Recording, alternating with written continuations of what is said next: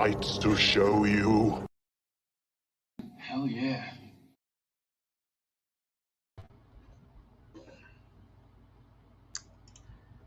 Hell yeah. It's time for the Horror Syndicate Discourse. My name is Ray, or Razor, or, whatever you want to call me. Tonight, as you saw just a second ago, we were talking about the 1987 Arnold Schwarzenegger film, Predator. Not The Predator, not Predators, not Predator 2, Predator. Yes, the original. And we're going to get into that in just a second. I'll add our two featured speakers, if you will. But it should be a good conversation. But before we get into that, Sean Sheridan has seen The Exorcist 2 and he hated it. So I told you, I'm not surprised. I don't know what it is, but there's something about it I like. I can't quite explain it, can't put my finger on it. But again, supposedly one of the most notorious horror films, maybe the scariest of all time, and maybe one of the best. How do you follow that up? Just saying. It's probably very hard. So we got a lot to talk about tonight, so I'll go ahead and bring in Nathan Thomas Milliner. Nathan. Hello. Rumor has it you do not like this movie. Is that true? I despise it. Yes. No. Truth be told, it's in my top 10 favorite films of all time. It was one of those movies we saw in the mid to late 80s that just was so awesome. Like, I mean, you wanted to go hunting around in the woods, with a bunch of friends, and like I remember doing that. It's so much. It's a fun movie overall. I love it. It's got great action. It's got good suspense. Got gross effects. There's some good stuff in this one. Speaking of gross effects, we've got Mr. Meatloaf, Seth T. Miller. Seth, how are you doing? I am doing okay. How are you guys? I'm a little nervous, honestly. We're under a tornado watch, so anything could happen. You never know. Looks like the weather's just about to get wild. We've had a lot of weird weather lately. I don't know what it is about the St. Louis area. The weather's been weird all over for the last 2 months. Yeah. Like when we were in Florida a while back, it was just constant storms every night, 5, 6 o'clock. And then I heard it was the same way when we were gone up here. Yeah, it's been strange. Like we went through this really hot heat wave for like about 5 or 6 days, and then it's rained every other day since then. It's been strange. But we're not weather forecasters. We're not meteorologists. We are horror fans and movie fans, action movie fans, and big scary monster alien looking things. And I think we all like Arnold Schwarzenegger, right? Love him. Okay, so let me ask, Seth, is this your favorite Arnold movie?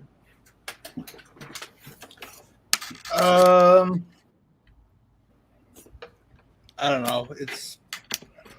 I'd probably go with Total Recall. Really? Okay. I didn't think you'd say that one. That's cool. I like Total Recall. 2 weeks. What about you, Nate?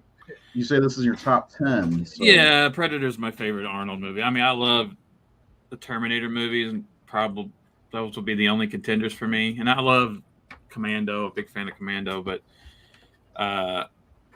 Predator is just it had a very, very huge impact on me. I can't wait to talk about because I vividly remember the night I saw it. And do you really? Yeah. Okay, that'll be the next question. Commando's my favorite. I'm just gonna say it. I love Commando. And I don't care about it's not his best movie or whatever. I love it. It's stupid and fun. Written by Jeff Loeb, one of my favorite comic book writers. And I think it was the first thing I ever saw him in too. And you can't beat that scene with Sully, hanging him over the cliff. Yeah. Remember when I told you I was going to kill you last? That's right, Matrix. You did. I lied. That's probably the one I've seen the most is Commando. I remember watching it all the time because I had a big, huge crush on Alyssa Milano. Oh yeah. But I just remember watching that a whole lot. I think the first thing I saw him in was probably Conan the Destroyer or Conan the Barbarian. Yeah. I think I was a little young for Barbarian. It came out when I was about 6, but I'm pretty sure I saw the Destroyer when that came out. Maybe I don't. That might be too contentious. Uh, I don't know. We'll see. I love Terminator, but it's probably my fourth favorite. I think I like Terminator 2 better. That's also kind of contentious. It's like the chicken or the egg situation with the Terminator movies. Hmm. So let me know what was your first experience, Nate? Well, I remember seeing the stand up poster and all that at the video store, Now, but was it a stand-up poster of Arnold or was it the it, actual it Predator? it it was the well, that's the thing. They didn't. I don't remember them marketing the Predator at all. Like you didn't know what it looked like, and that was a Yeah. big part of it. The standee was just Arnold with the infrared kind of coloring, Mhm. with his gun. But I saw it. It came out in '87, so it would have been '88. I was 12 and kind of new to the neighborhood we were living in. I was in middle school, and there was a boy that lived down the street. I don't remember his name because he wasn't there very long, but he was a little younger than me. And he invited me down because he was going to watch Predator. Well, what it was his babysitter was bringing it over. She went and rented it, and she was a young teenage girl, and she was beautiful blonde older woman. I was 12. you know, but that was already exciting, to be hanging Yeah. out. And I remember we sat in his room, like on the bunk beds, the three of us, the lights out, and we put on Predator. And she had gone to the theater to see it, so her enthusiasm was rubbing off on us because she was like she couldn't wait to watch it again because she saw it when it was in theaters and loved it. And so I just remember sitting there watching this thing, and because you don't know what the Predator looks like, you don't know what it is, and you don't get to see it until the finale, the third act. That mystery of what is this thing? It's just got this great mystery in that part. I just remember I was just completely enveloped when I watch this movie. Still, I feel like I'm in the jungle with them. It's very immersive, It is. and the characters are so compelling, and it's scary, it's tense, it's badass. I mean, it's got everything. It's I don't know. It's probably out of my favorite movies, my top 10 favorite movies. Um, it's probably the one people who like don't consider a great film, although the people who like it do. But it's not like one of those critical hits. Like if I say I love Taxi Driver, people are like, oh yeah. If I say I like Jaws, I'm like yeah. But if you say Predator, like oh that's kind of popcorn cheesy stuff. You're not allowed to But like that stuff, Nate. Apparently. yeah, so but I think the key to this movie is fun. Like John McTiernan said, when he read the script for Predator, he said, "I thought it was innocent. I thought it was a what do you say, a boy's adventure movie." Because it Mhm. just felt like it was a joy. It was a joyful read. It was a joyful movie.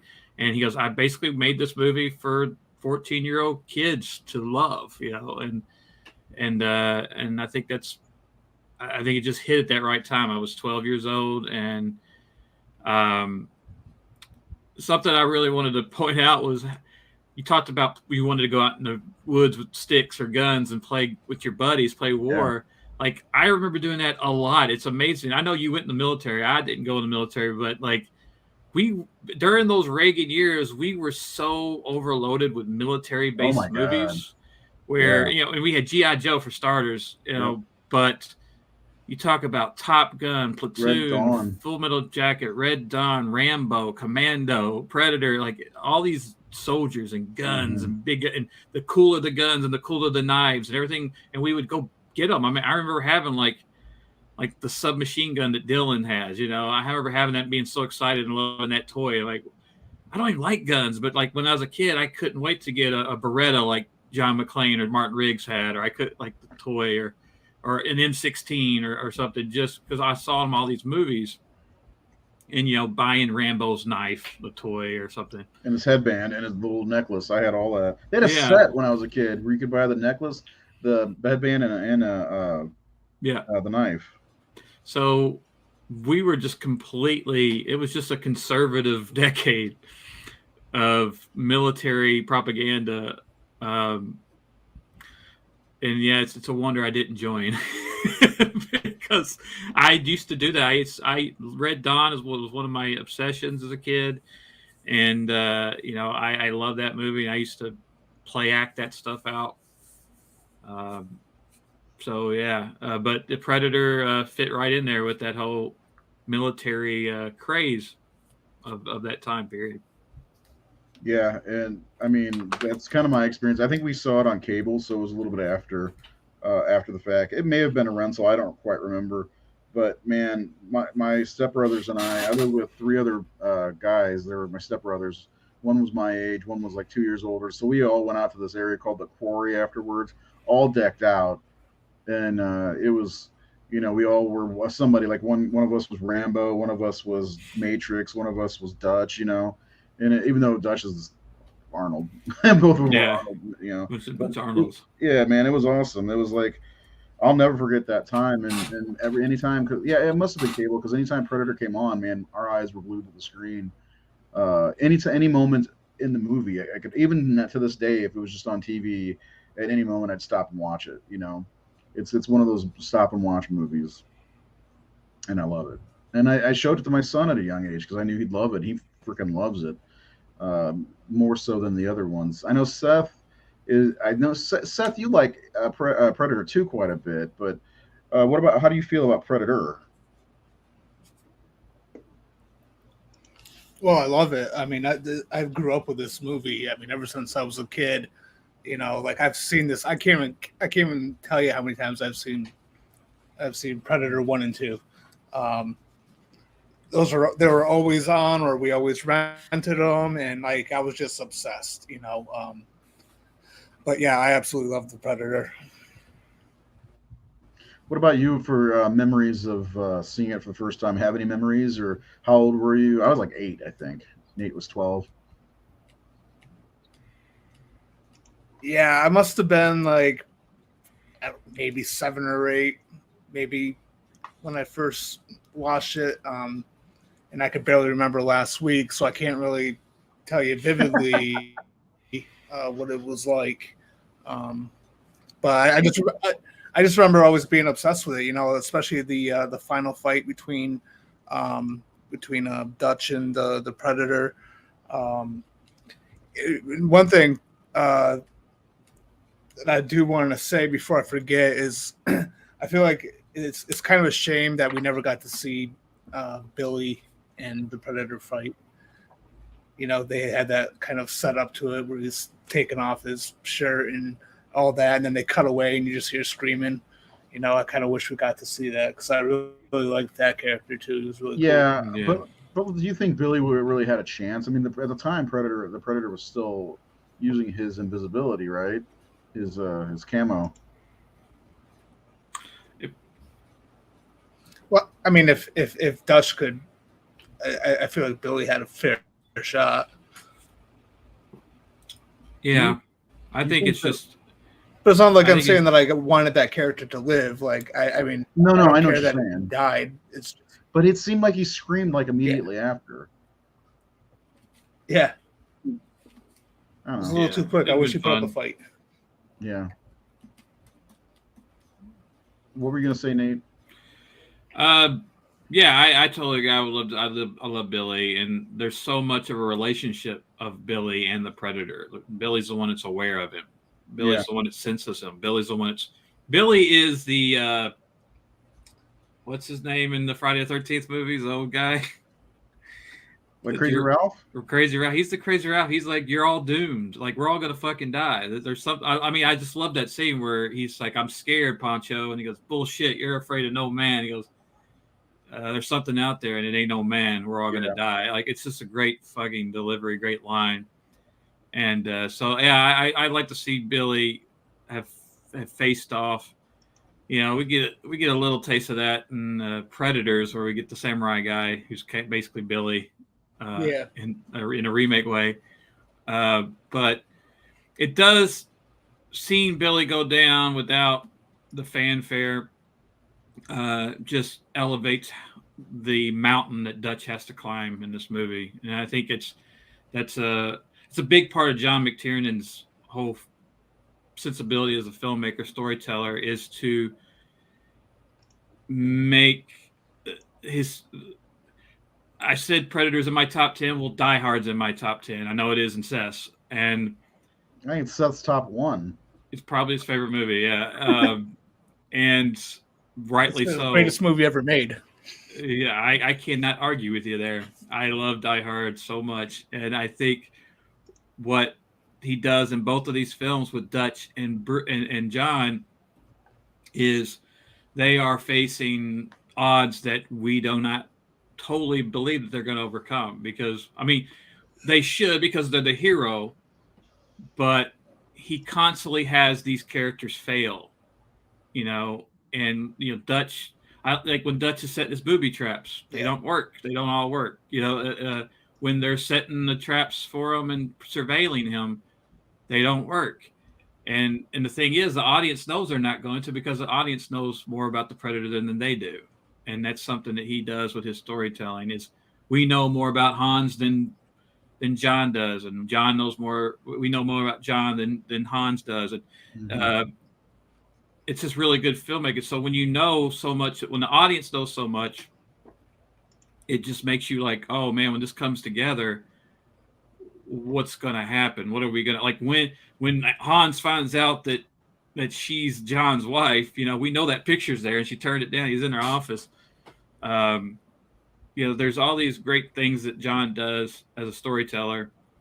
And so having Jesse Ventura be one of the very first to die was a shock, because he's like the one you think is going to probably last. He's a sexual tyrannosaurus. But to have him go down that fast, like, well, shit, and then when you see Dylan and Bill, Mac, and Billy go down, you're like, and this thing. How does Arnold beat it? How's he going to beat it? And a lot of it comes down to Dutch's. The whole movie, Dutch is showing you how he beats it. Like he's observant, and he watches and he understands things. He makes snap choices. Just as silly as the generator truck scene is, that's Dutch. That's Dutch's using what's there. Yeah. To do something better than what he would have done. And he always senses something around him. He's got great sense. We see it when the guy sneaks up with him with the stupid stick around thing, But what it does is it tells a story that Dutch knows somebody's behind him. And when he's hanging on the tree and the Predator's crawling behind him, he knows it. He senses them. And so, and when he's, down in the little thing. So there's a lot of cool storytelling. And John McTiernan is he has 2 movies in my top 10, and I don't see John McTiernan mentioned very much at all, when he probably gave us, in my opinion, 2 of the top 5 action films of the 1980s.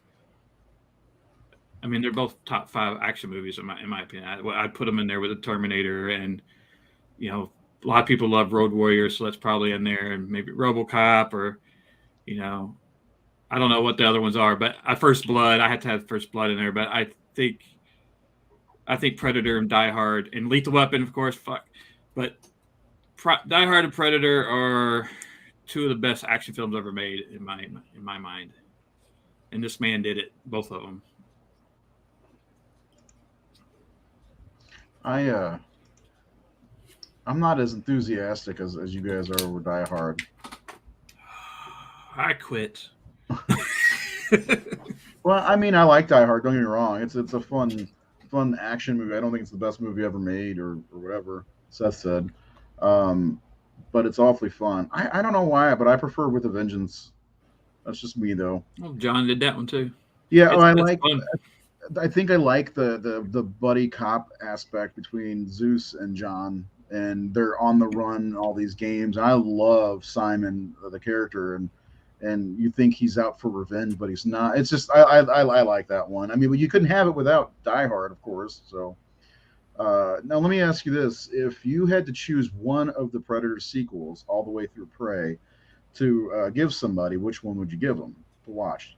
The only one. 2, Predators, The Predator, or Prey? Prey is my favorite sequel. But I do. Prey blew me away. I was surprised by that one. Yeah, I liked it, but, and Prey is the most like the original. Like I was talking about, Arnold or Dutch sees things and observes things and uses what he's observed to overcome this thing that outmatches him and has that. Yeah, you're gonna have to take that somewhere else, man. I don't think it's overrated. It's not overrated at all. No. Yeah, I think she does. The Prey really took it back to what they did on that first movie in terms of using nature and using the Predator's own tactics against itself to overcome it. She gets to observe it when it's killing all those other warriors, and she's watching it. Yeah. And then we establish things that she's doing when she's hunting the bear in the beginning of the movie and things like that. So Dutch is constantly observing things. He just sees things. I think this is Arnold Schwarzenegger's best performance in any movie, honestly, because I believe him completely, and I think it's a very real performance. He fits it. It's not like he's forced into it. Some Austrian actor like with the accent in there. I just think there's something about his performance. I totally believe him in this, and I think it has a lot to do with McTiernan. I think it has a lot to do with the cast around him. He was born to play Dutch. Yeah, he's just the perfect leader. Yeah. He is. I mean, they said he is a leader in real. Mhm. Like, he's on set. He is someone who works harder. He doesn't expect you to work any harder than he is, and he works hard. But he was also, they say, he's very generous on this movie. That's why everyone seems like no one's forgettable in the movie. Like all those Billy and Mac and Blaine and Poncho, they all get great moments. They all get great lines, and they said, a lot of actors, I think John was saying, a lot of actors, stars will like, I want that line and give me that line and I want this. He goes, Arnold celebrates his cast and supports them and sponsors them and wants them to be as good as, he wants those parts to be as good as he is, as Dutch is. I think the only movie I would say that he didn't do that in is he has all the best lines in Batman and Robin. I haven't seen that since 1990s, and I don't know. I watch it every once in a while because I don't hate it as much. I don't hate bad movies, I guess. Seth, I wanted to ask you the same question though, if you're out there. I know you love Predator 2, so I'm guessing you'd say Predator 2. But which one out of the Predator sequels would you say that you would tell somebody to watch if you had one? Predator 2 all day long. Yeah, I knew it. You got a great article on the horrorsyndicate.com If you want to know about why it's so good. Yes, but explain. Yes. Give us a little cliff notes.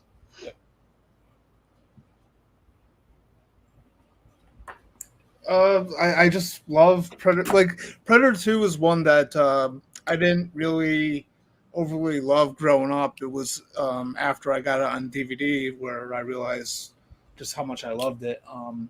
Like Texas I love Chainsaw Danny Massacre Glover in the too. movie. I think it's cool.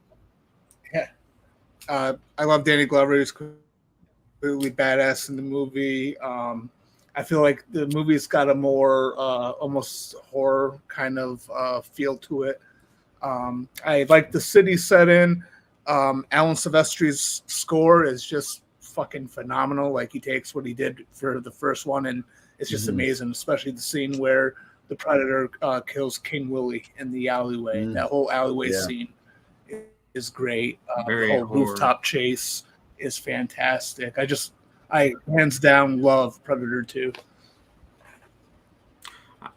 I love that one as well. Yeah, I was going to say, I think that might be one of the more underrated movies out there. Nobody talks about Predator 2 like they talk about the first one. And the way Prey was received last year, I didn't see many negative comments on Prey, but I do think Predator 2, I think everybody who's like, well, that one was okay, give it another look because it's pretty damn awesome.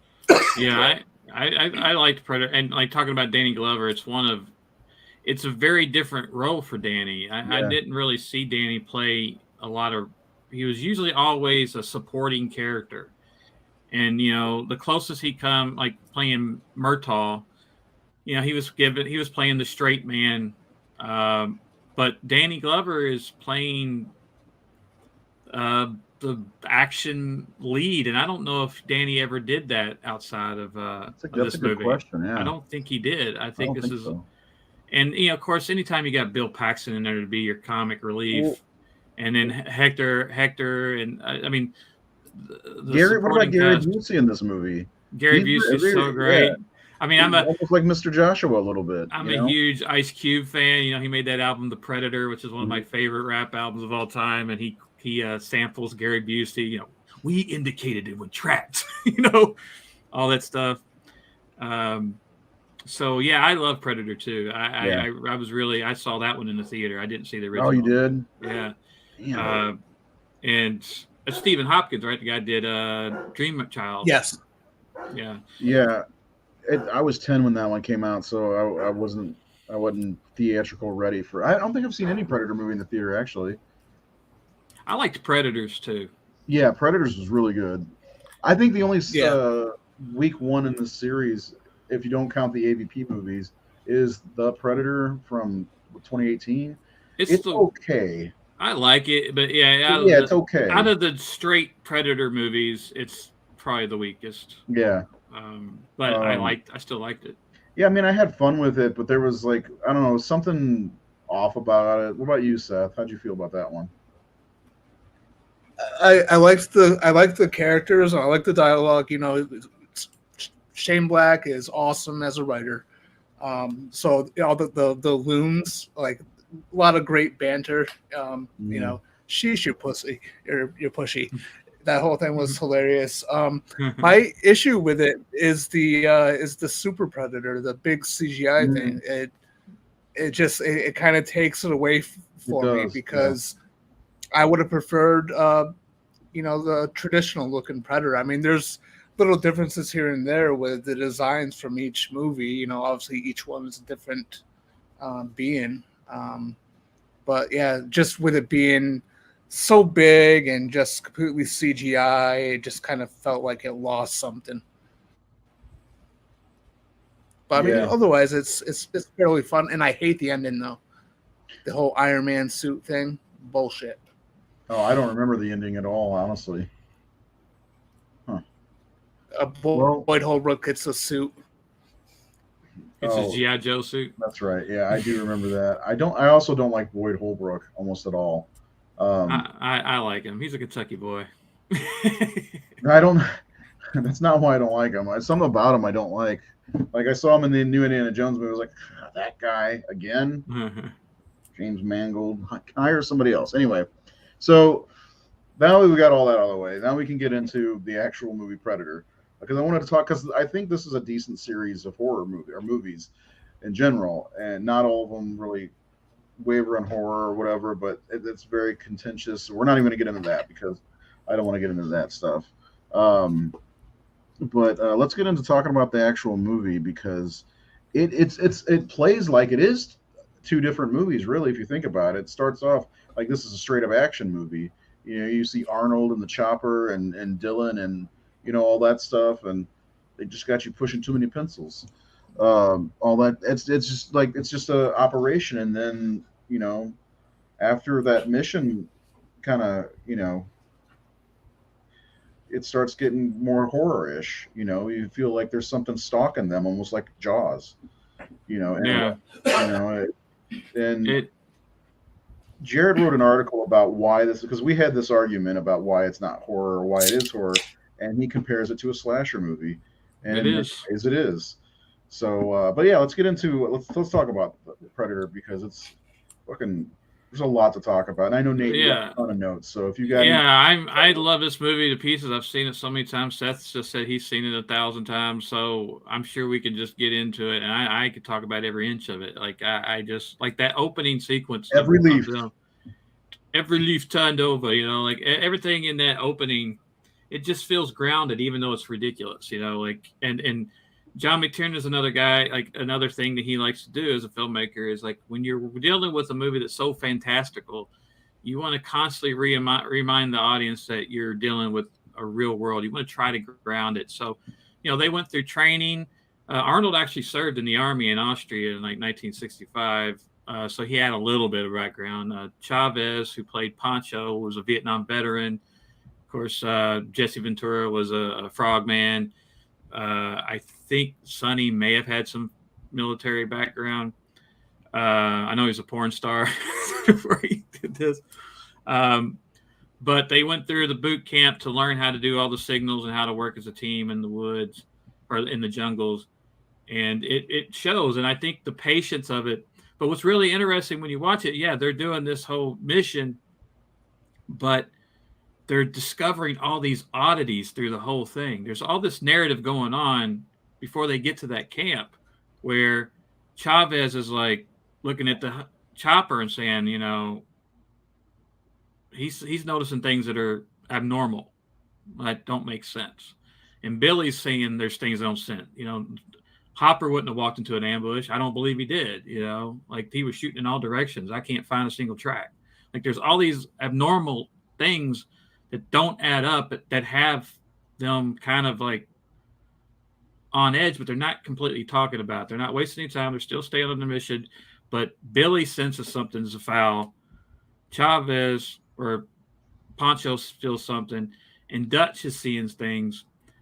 Dylan, he's just got narrow vision. I got to get here. He's lying. But the thing is, Dutch is onto him. Like Dutch, and that's why I like Schwarzenegger's performance in this. Without saying things, I can tell that he's reading that Dylan's lying to him. That there's. Well, you also get the sense that they've known each other for a long time. Yeah. And he could tell. He knows. Yeah, for sure. And that's another good thing, talking about how long they've known it. Mm-hmm. This team I feel like these guys have history. Like they know each other. They've been through a lot. And I think that adds to why when they die, I feel bad for each one that dies. Like, because I feel like, obviously Blaine and Mac have a really close relationship. Mac takes Blaine's death really, really hard. Oh, he does, yeah. It haunts him the whole movie, just going on about how, man, we've been through so many fights.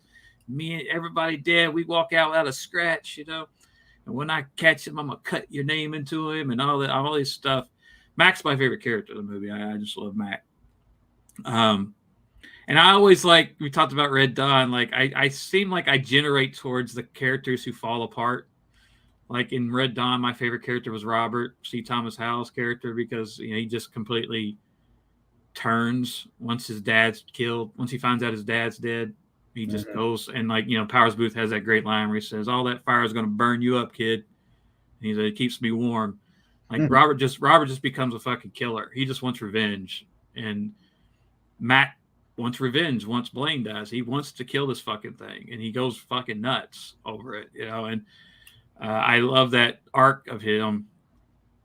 And that's what's sad is he's a capable guy. Like back when he's tracking him, it's like it's kind of bittersweet because he thinks he's got him, but the audience knows the predator sees them. They're being quiet, they're whispering, but we, the audience, know they don't have a fucking chance. Yeah. That's actually one that bothers me more. We can see from his point of view, from Predator's point of view. Yeah, that's what bothers me more actually is Mac's easy death versus Billy's off-screen death. Because I wanted Mac to get a little bit of something going, You felt Mac got cheated. Yeah, because he's crawling around. He's like, I see you. Yeah. I got you, and then he just bam, blood, dead. Yeah, but I feel like that kind of goes along with what was going on with his brain at that time, Yeah. Like Mac, he was losing it completely, and yeah, it's I don't know. I never thought about that. Over the years, I never really thought about everyone who dies. I just know they're going to die, So looking into Billy's death and Mac's death and stuff, I never really thought about what was going on with the character at the time. I knew Billy was challenging it, but at the same time, it's hard to challenge the unseen. That's what I always thought. and Mac was just losing his mind because his best friend, he just watched his best friend die. Yeah. Yeah, just great relationships, and the way, just the way they're going through, the way they're moving. And I know Seth will get into this too. The score is so complimentary to this movie. The score is a character upon itself from Silvestri. All of those moments where they're charging or moving through the jungle are so exciting, even though they're just moving through the jungle, because of that score. That score is just bump, bump, bump, bump. It's going, and it's a big, epic score, and it just fits the movie so perfect. It's so well married to the movie. I can't imagine this movie without that score. Yeah, it's an awesome Absolutely. score. Yeah. Go ahead, Seth. Tell us about how much you love it.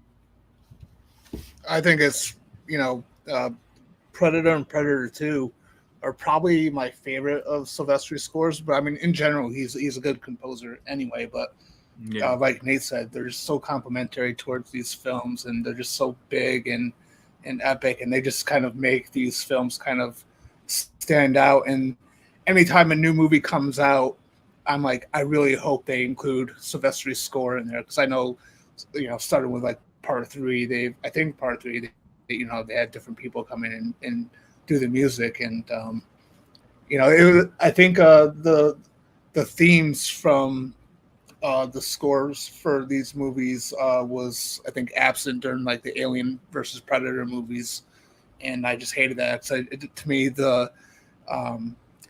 like Nate said, the score is a character of itself, and it feels like it's important to Predator. So that's my opinion on that. Yeah. Everything falls into place perfectly. The score, the Peter Cullen voiced Predator voice, that growl or whatever I guess they called it. What do you think that noise the Predator makes? I mean, it's a gurgle. I think Peter Cullen described it as a gurgle. Yeah, I don't know what to call that. I love it though, because there was a scene in How I Met Your Mother when one of the characters was hunting for cougars, and he was going making that noise and everything. Yeah, I guess it'd be more like I don't know. I was looking at Peter Cullen, and when you said that, I was trying to see if it says anything about what they called it, but it doesn't say anything as far as what they would call it. Peter Cullen, for our watchers, if they don't know, it's the voice of Optimus Prime. Yeah, the sound of the Predator, Stan Winston's design. Thank God they brought him in on it.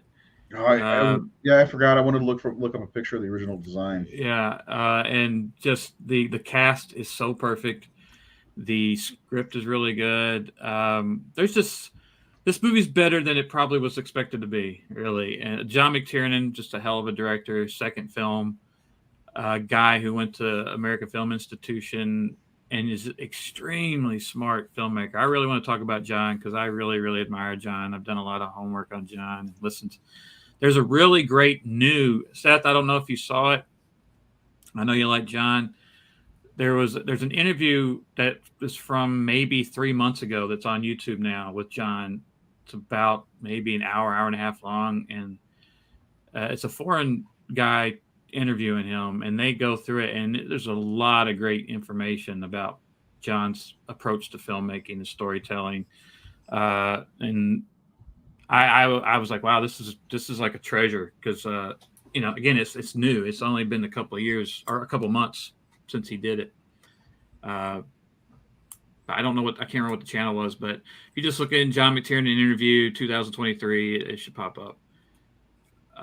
But it's a very in-depth, informative one. I really was enjoying it because I've seen other interviews with him, but this one I was like, geez, this is fantastic. And the guy talking to him, knows film. He knows film history. He knows what he's taught. So he's asking the right questions and getting John to talk about important stuff. Yeah, I mean, whatever you want to say about. I'm looking for the original Predator design. Sorry. Well, for Seth, you want to talk about the original Predator design and who was supposed to play it and all that? Yeah, my other favorite action star growing up, Jean-Claude Van Damme, and I am grateful he did not do it. I like as much as I love Van Damme and Van Damme movies, I just liked I can't remember the name of the actor who did play him eventually. Kevin Peter Hall. Kevin Peter Hall. He didn't he Yes, do Kevin Peter Hall. didn't he do the Alien too, or am I wrong on that? No, it's a different guy. Different guy, okay. Kevin did the Harry and the Hendersons, and he played Predator in 1, 2, and he sadly passed away in 91 from AIDS. He contracted AIDS, he says, from a blood transfusion after a car accident. Oh, that sucks. Yeah. And he had He was on pneumonia. Highway to Hell too. I like that movie. Yeah, but he just had his physical, stature, I think, made the Predator feel more imposing. Whereas if Van Damme played him, I mean, he's smaller than Schwarzenegger. I couldn't. Yeah, it would just be weird. That's the original design there. Yeah. What the hell are they doing? Well, it's red because it's for the cloaking part. It's not how it would look. So that's how they get the invisibility. He's shooting some kind of weapon in this shot. This is from, like, if you get the DVD, Blu-ray, they've got the unused footage. But yeah, it just kind of looks like it's an ostrich or something. It was like Big Bird or something. There's just something weird about the design. So they said when they pulled it out, and they were shooting it, John McTiernan went, oh shit, and he sent it to the studio. I was like, do you really want to continue with this thing? Yeah, because what we got, yeah. But is this what the concept is supposed to look like? Yeah, that was like probably a little mini statue that was made. The final product didn't look just like that, but very close to that, and it just, it definitely needed to be reworked because it just looks like a generic alien. But what we got was one of the genius movie aliens of all time. It may even be my favorite alien. I mean, after H.R. Giger, man, you had to bring your fucking game, and topping Giger is probably impossible. But the Xenomorph was just so incredible that there's a lot of generic aliens in these movies that were ripoffs of Alien, and the Predator stands on its own just because of it's bold strokes. There's things about in this design that probably shouldn't work. He's got fishnets on. He's got dreadlocks. I mean, it's very odd choices, but it works. It works in a similar way that putting a red and green sweater on Freddy. Why did that work? It shouldn't have. That sounds ridiculous on paper. Yeah, I think some of the things in this design lend itself to the Predator being a hunter. Yeah. And that's his skin tone and the mask that he wears before he reveals his vagina-looking face. I think the skin tone was based on koi, it's like a fish type scaling, and the mandibles. The story goes, Stan Winston was on a plane, and Jim Cameron happened to be sitting next to him and said, "I always wanted to see an alien with mandibles." So he threw that in there. And then the dreads were I think Joe Silver had a picture of a Rastafarian warrior. That was an idea. So it's all these things that probably shouldn't have worked, but damn, the Predator looks awesome. I mean, I just love the look of it. Very, very like nothing we've ever seen before. Yeah. And that was one of the things when they revealed the Predator, even with the mask on for the first time, I was like, oh my God, that is so cool looking. Especially when I love the battle masks that they wear. Yeah, I think they're so cool. I'm glad we got there because I don't think that was planned. For what I understand, the masks were added because it took so many engines and motors to operate the mouth and the eyes of the actual Predator face. So they used the mask to avoid having to show that face moving and all that. So that was a workaround to make it easier to shoot. I found this picture, but I can't download it. It's of Van Damme in the suit. It's ridiculous. And he quit just because he was like, he wanted his face seen. He didn't want to be like anonymous or like covered up. Like, what's the point? Because I'm sure he was. Well, by that time, had he made Bloodsport yet? He may have done No Retreat, No Surrender by then, but I don't think he had done Bloodsport yet. Okay, I was going to say. Or that was maybe the same year that Bloodsport came out. It was around the same time. I think it was anyway. But I know I saw him in No Retreat, No Surrender. Yeah, I remember that movie, but I don't remember that movie at all. It's one I'd have to rewatch. He just plays a Russian badass. Yeah. He's basically Drago in the movie. Johnny from Karate Kid and Drago from Rocky IV. Yeah, here's that. There you go. That's all he was. At least his face is showing. I'm not happy. Yeah. Show my face. I mean, they should have made him one of the Commandos, and he would have. Best Predator movie, yes, of course. Anyway, all right, Nate. What other notes do you got before we get to your segments? Well, another thing I mentioned about the Predator was they wanted to cast John McTiernan wanted a monkey for all the swinging through the trees and all that. He got that idea, so they actually put a monkey in one of those red suits that they made for it. And he said it didn't work because the monkey got embarrassed and would just hide. He didn't like to get in a suit. Yeah, monkeys have feelings too. That's weird. I don't know. I like what they did. It worked out in the end. It's such an iconic look. The Predator look, even when it changes, which every Predator has got its own marks and identity and everything. It's still awesome. The one from Prey was really cool looking. Very different. Yeah. Let's turn it over to Seth.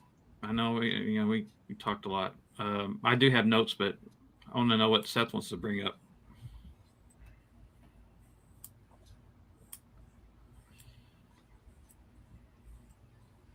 I still think there's a big delay, Seth, regardless of the camera or not. And also, we can't tell if you're there or not. Hey, look at them. Yeah.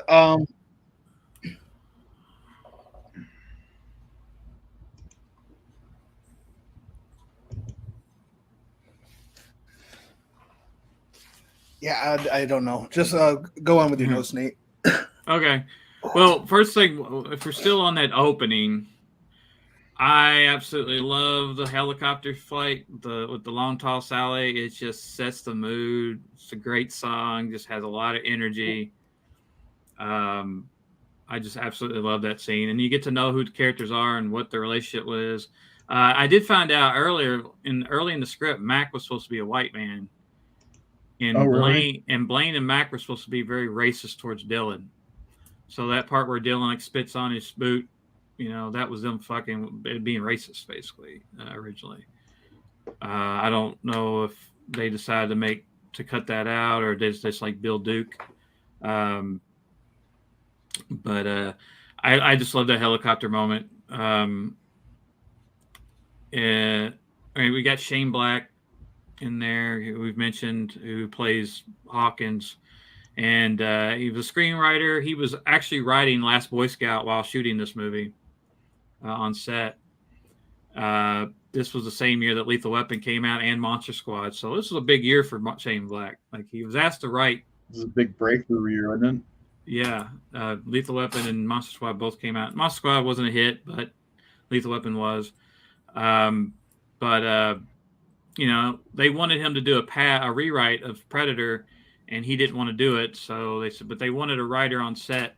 So Joe Silver told Shane to just come down to Puerto Vallarta, whatever they shot it in Mexico, and just be in the movie. And so he said that in the end, he didn't really do a lot of rewriting. He said that the only thing that's really his are the two pussy jokes that he tells. And he said that, and he goes, the original writers, Jim and John Thomas didn't like those jokes. And, but I guess he was telling those jokes to Joe Silver, and Joe said, you need to tell those in the movie, Cool. So what were the jokes again? The first one was, I was over with my girlfriend the other day, and I told her I'd like a little pussy. And she said, me too. Mine's as big as a house. That's right. And then the other one was I was going down on my girlfriend the other day, and I said, Gigi got a big pussy. Gigi got a big pussy. And he said, why'd you say it twice? He said, I didn't. It's because of the echo. So those were his jokes. Shane, yeah, he said one of the things he does regret. Originally, they wanted him to wear a red beret, and he said no. And Sonny Lanham, who plays Billy, said, it's probably a mistake because that would have set you apart from everybody else. Yeah, which is important when you go in here. I think Hawkins is kind of the least. I mean, he's got glasses. That's about his own instinct. Man, he's not as big as the other guys. He looks more like an army guy too than anybody else. Yeah, he looks like one of just the regular G.I. Joe characters you didn't buy. I want Snake Eyes. I don't want Radar or whoever that guy is. The one in the back there? Or is he he's one with the glasses in the back between Ventura and Schwarzenegger. Okay, yeah, because those two always look alike to me. The Poncho and Hawkins. Yeah, the glasses are the only thing that really sets them apart. Richard Chavez, who plays Poncho, is in it longer, and he's also Native American too. In reality, I don't think his character's supposed to be Native American, but fun story about Sonny Lanham. We talked about, everybody knows that Jesse and Arnold were governors. Sonny ran for governor in Kentucky. Yeah, like 2003 or something like that. Yeah. Sonny is a really interesting guy. Everybody's favorite story about him is that the insurance company wouldn't cast him unless they got a bodyguard, a big 6'8" guy to follow Sonny around. He goes, it wasn't to protect Sonny, it was to protect other people from Sonny. Really? Because I guess he was a dangerous guy. But I really love Sonny Lanham. I think he's fantastic in this movie. Billy is if it ain't Mac, I love Dylan. I love Mac and Son and Billy and Dutch, probably the most. No, those are the most the characters with the most personality too. Yeah, I mean, Blaine has a big personality. Blaine has a big personality for sure. But thinking about that, my Star Wars fan film, Hand of the Empire, I definitely approached that movie like my own Predator movie. Because it was a military, it focuses on the stormtroopers in a military way, and we're in the woods, and I thought, I'm going to make Predator as a Star Wars movie. So when I was when I was developing my characters, I kind of did that, and I remember saying, I want to. We had the 501st working with us, but we also had a local Mandalorian group working with us, and I said, was it the Mercs or was it somebody else? Yeah, the Mercs. And I said, can we get a?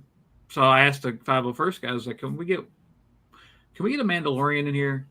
I would love to have a Mandalorian. I love the Mandalorians. And they said, yeah. And they're like, I said, but where would they fit? And Don West, who said, he's past military, he said, well, he could maybe be a scout working for him. And I said, oh, kind of like Billy. He can be our Billy. So that's what he is. He's a scout. He's the one that's leading the team and scouting and finding the tracks and tracking in my movie. So my Mandalorian is the Billy of my Predator movie, and I have my Blaine, and I have my Mac, and I have my Dutch. So that was my opportunity to make a Predator movie, and a Star Wars movie. But the other big thing I remember I loved was the hopper and the bodies. That was scary shit. I mean, that's when that happens, when Billy senses something, he's crawling up there and you hear the birds, and he goes in and reveals those skin bodies hanging up. Hanging from the trees. Yeah, I mean, I'd never seen anything like that. No. And that spooks the character, so it spooks you. You're like, these big, strong, muscle guys are like, I think it's Hawkins you hear saying, the gorillas skinned them? Why would they skin them? This doesn't make any sense. And, I knew this man. He was a Green Beret, and why were they here? And that's more of those Dutch seeing that Dylan's lying to him, where he said, I don't know. I don't know anything about that. They weren't working with us. And he's, well, somebody sent them. He's basically saying, well, I don't believe you. I'm on to you. I think something's up. I don't know where we were going. I guess just talking about notes or. Yeah, whatever notes you got. I know, I do love this movie. Yeah. quite a bit. But I'm going with the flow because I know how you it's one of your top 10 favorite movies. So I was like, you and Seth probably I think love this more than I do, and Okay. probably both think it's more of a horror movie than I do. Also, which I Well, never this movie never like got like scared me at all. Like I never felt the fear that like we were talking about and stuff like with the characters and stuff. I never felt that. I just thought it was another army movie but against an alien. well, this movie, Well, this if movie. you, Go ahead, Seth. I was just gonna say but if you pay attention to like the end credits, it's a sitcom. But I mean, in all seriousness, right. I grew up with this. I grew up with this as thinking of it as like a sci-fi action film. I understand the horror elements too, because there are horror elements too, like you were talking about with Hopper and his men and that whole thing. One of the things I do want to that I just remembered that I wanted to bring up before you continue, Nate, is that it's amazing how back then movies could take their time building up to something. It takes a good while. Oh, it does, yeah. We get to the actual Predator action. And it's the same thing if you watch the Alien movies, the first two especially. It takes a while before stuff happens that gets to that point. But movies these days, it's almost like it has to happen immediately, or people's attention spans can't handle it. But yeah, I just love the kind of the way it slowly built up to the Predator with them. Obviously there's the ruse of why they're there. Being misled with that. There's the mystery of Hopper and his men. There's the whole thing with the guerrillas taking hostages, and it just keeps building up, and that's something I really like. I think the script is well done. But yeah, continue, Nate. Oh, you're absolutely right, man. It's like we talked about that last week with Poltergeist, how it's like almost half an hour before we get to the there here moment. Movies had patience. I don't know how long it takes for the ghost shit to happen in The Conjuring, but I bet it's a lot quicker than 25-30 minutes. It's the attention span thing. The audiences don't have the attention span anymore. Yeah. Although I think Conjuring probably is a little more patient than some of the other movies of that. Of that kind of. But yeah, exactly. Like when you watch this. No. The Conjuring starts off with a cold opening. So they give you a ghost thing first. Oh, they got the Annabelle thing. Yeah. So anyway, go ahead. Yeah. Sorry. Well, I mean, this movie does show a spaceship in the very beginning, which I think McTiernan didn't want. But so does the Thing. Yeah. Well, that's the thing. We talk about horror. Alien, The Thing, and Predator are all very relative. They're all pretty much the same story. Yeah. Only this one has guys with guns, military guys, and so people think, well, action. Just like Aliens. I think Aliens is a terrifying movie, but a lot of people go, oh, it's just action because, well, it's the same fucking. It's not just one alien. Now it's a bunch. Like what separates? Because Alien, no one argues that Alien isn't horror. I know we didn't want to get into that, but all of a sudden you throw Marines in there and it's not a horror anymore. But like it's still horror. Like the xenomorphs are still scary as fuck. And the Predator, maybe it's not as scary. I mean, I remember being tense watching it. The skin bodies, the thing ripping skulls and spinal cords out of people, and all those things. And they handle it like a horror. He's stalking them. This thing's hunting us. It's murdering us. I think it does belong to the genre, but as far as my notes, let's see. I wrote down the minigun. I don't think I'd ever seen a minigun outside of like someone carrying a minigun until this movie. Which is impossible. You can't. I mean, it's supposed to be mounted on a helicopter, but Jesse Ventura's carrying it, and they had to make it around. Yeah, and there's no way a person could haul that thing through the jungle. No, man, I've picked one of those up. They're fucking heavy. Yeah, I got shot by one in a movie. I was at a movie. Really? I was in a movie called Dead Moon Rising. That was a zombie movie shot in Louisville, and I was dressed like I was a Hunter S. Thompson zombie, and Jason Crow starred in it. It was his first movie, and where all these zombies coming around, he comes out with a minigun and mows us all down with it, and hurt his back carrying that damn thing. They're heavy. But it's first of all, the sound is really cool, but that's not, they say it sounds like a big fucking chainsaw. And that's what Jesse Ventura said. It's like shooting a chainsaw. And it only, like, the ammunition, I can't remember how many rounds goes in a second, but it's like it only shoots for about 5 seconds. And just that whole, like, it's like all that in 5 seconds. So they had to actually slow the gun down so you could actually see it, because it was just a blur if you shooting the real thing. Let's see what else I have. Okay, this goes into the filmmaking stuff. John McTiernan is all about geography when it comes to action. Geography, knowing where characters are in association with where they're at and where they are in association with each other. He goes, that's the only way you can do action. So we're in a jungle, which, jungles all look the same. How do you decipher? I mean, they had to chop down a lot of stuff because they said, jungles are just dense. There's like the horizon's 4 feet in front of you because it's just ton. So they had to chop down a lot of shit just to make it look cinematic. But they, also built trees. And of course, that big finale, they built the trees, like the Downs tree and all that. It was made out of concrete so that it would support Kevin Hall in that costume because it weighed 200 pounds. They keep popping up. So go ahead. Yeah. So, but geography is extremely important. And if you even go back to, so once, like, especially when we get in that third act where we see Dutch setting all the booby traps and we see the down tree and we see the roots and we see the little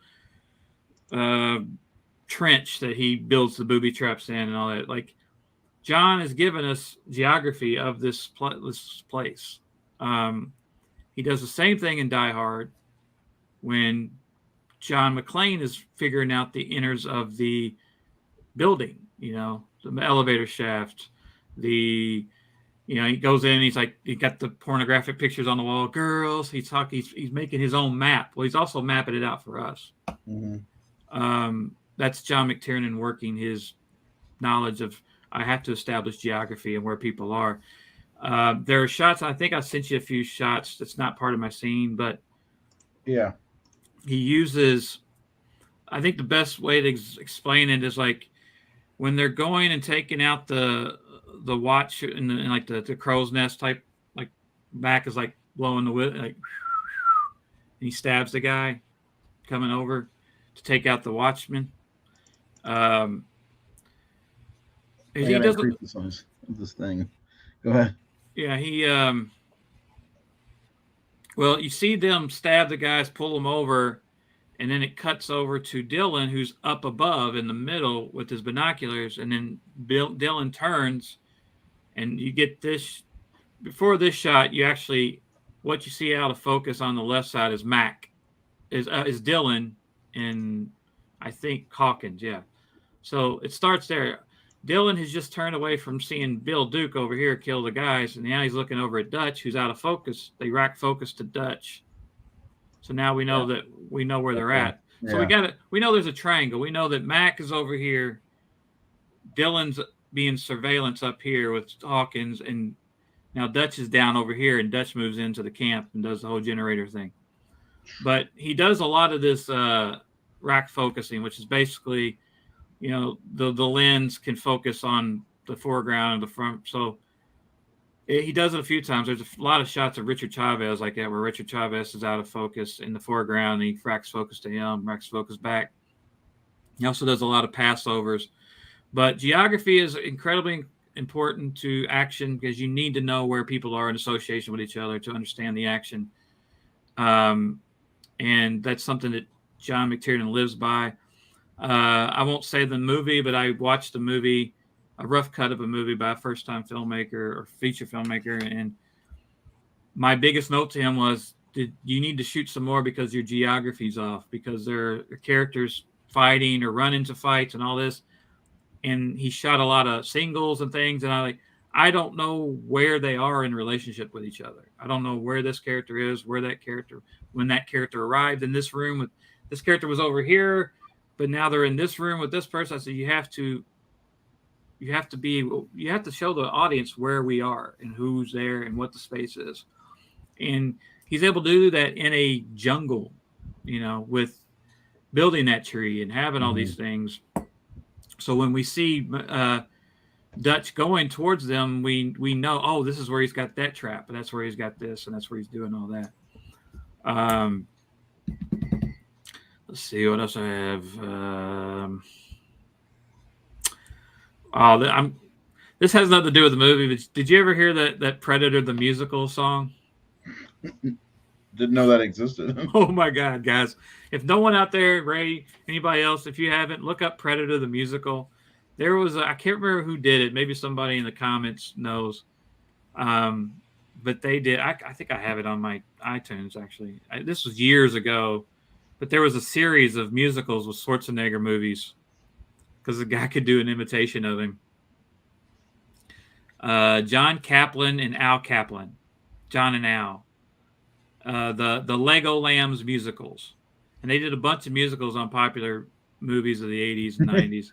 So there's a song on here called "If It Bleeds, We Can Kill It." Is that what you're That's talking it. about? That's the Predator. Yeah, okay. If it bleeds, we can kill it. And they're using the dialogue, so they're like, this part where like Billy's going, "Something's out there waiting," and I saw it, God damn it, all these things. And the guy said, "If it bleeds, we can kill it," make this, we'll kill the bastard. The guy's doing a Schwarzenegger voice singing the lead.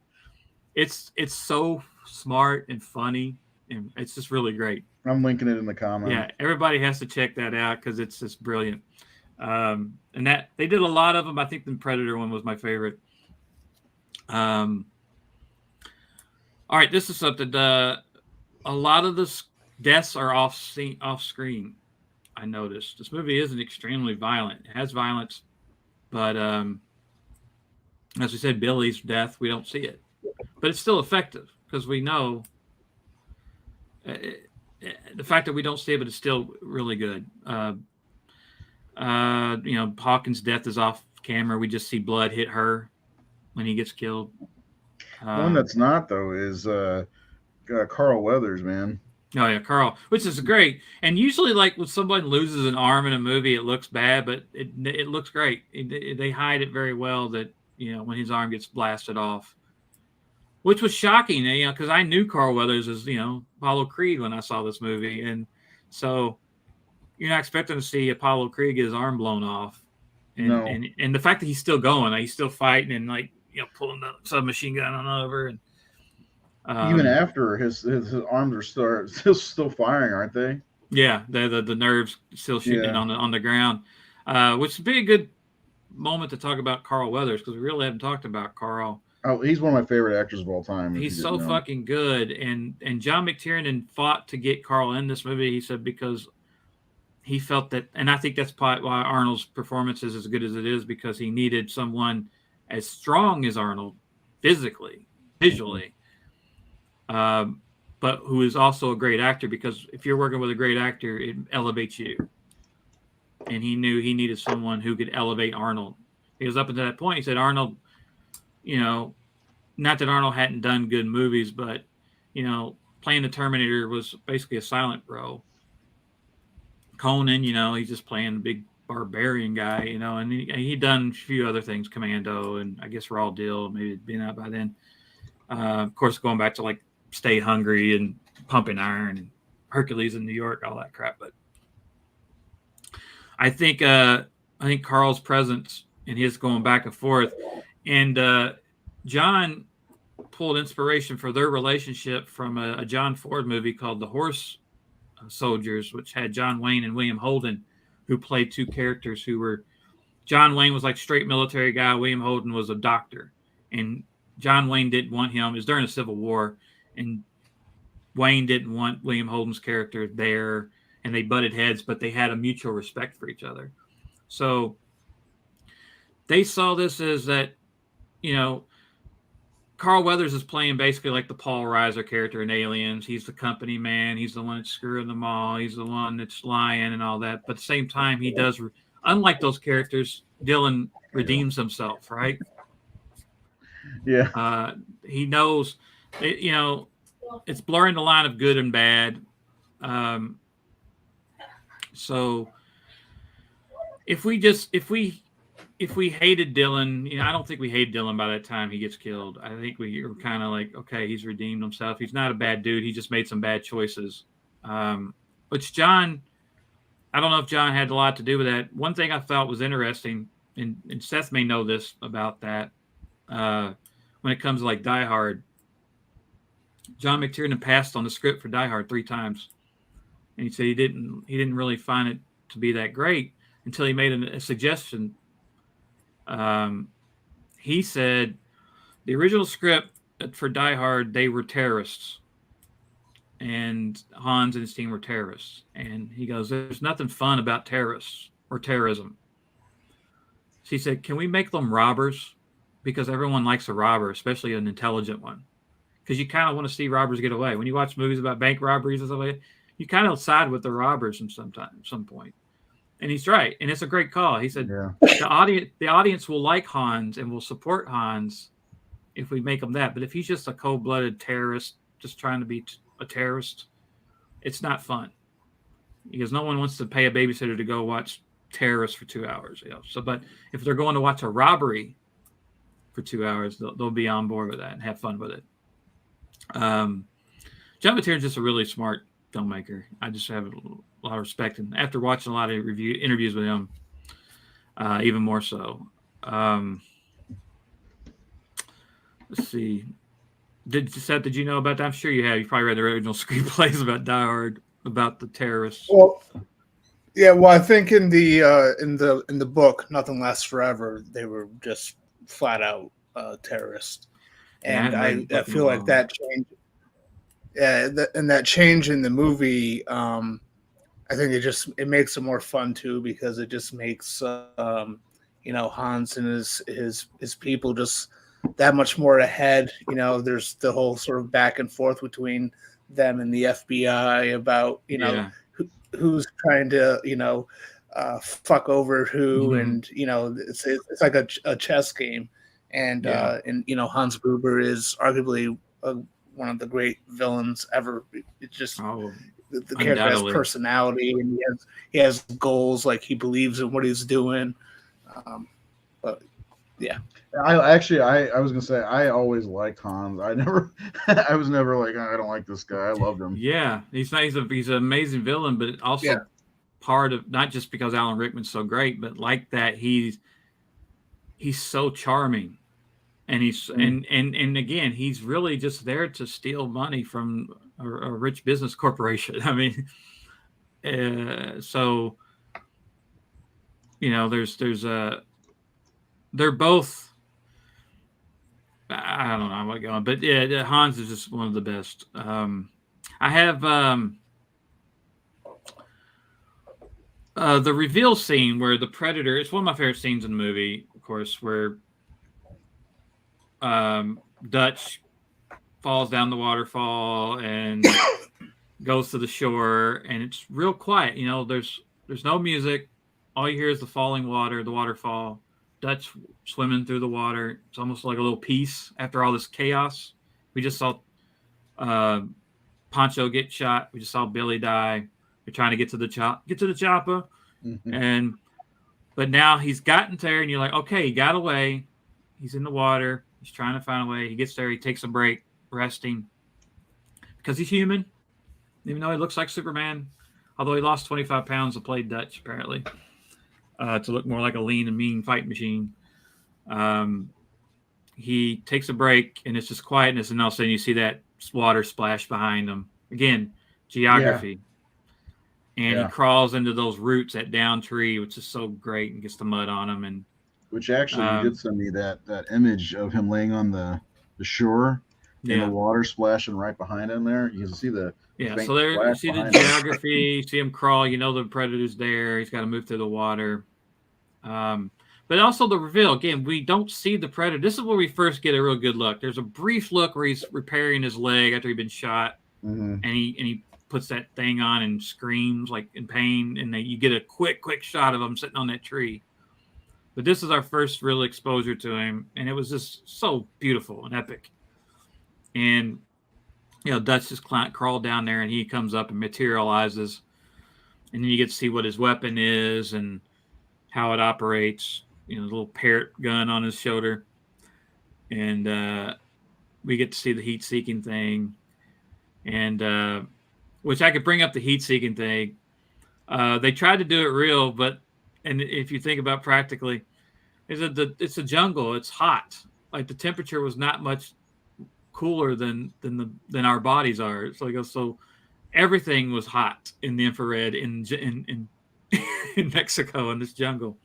So they had to do it digitally, or not digitally, but they did have to do like a computerized to change the colors to have their bodies be hot.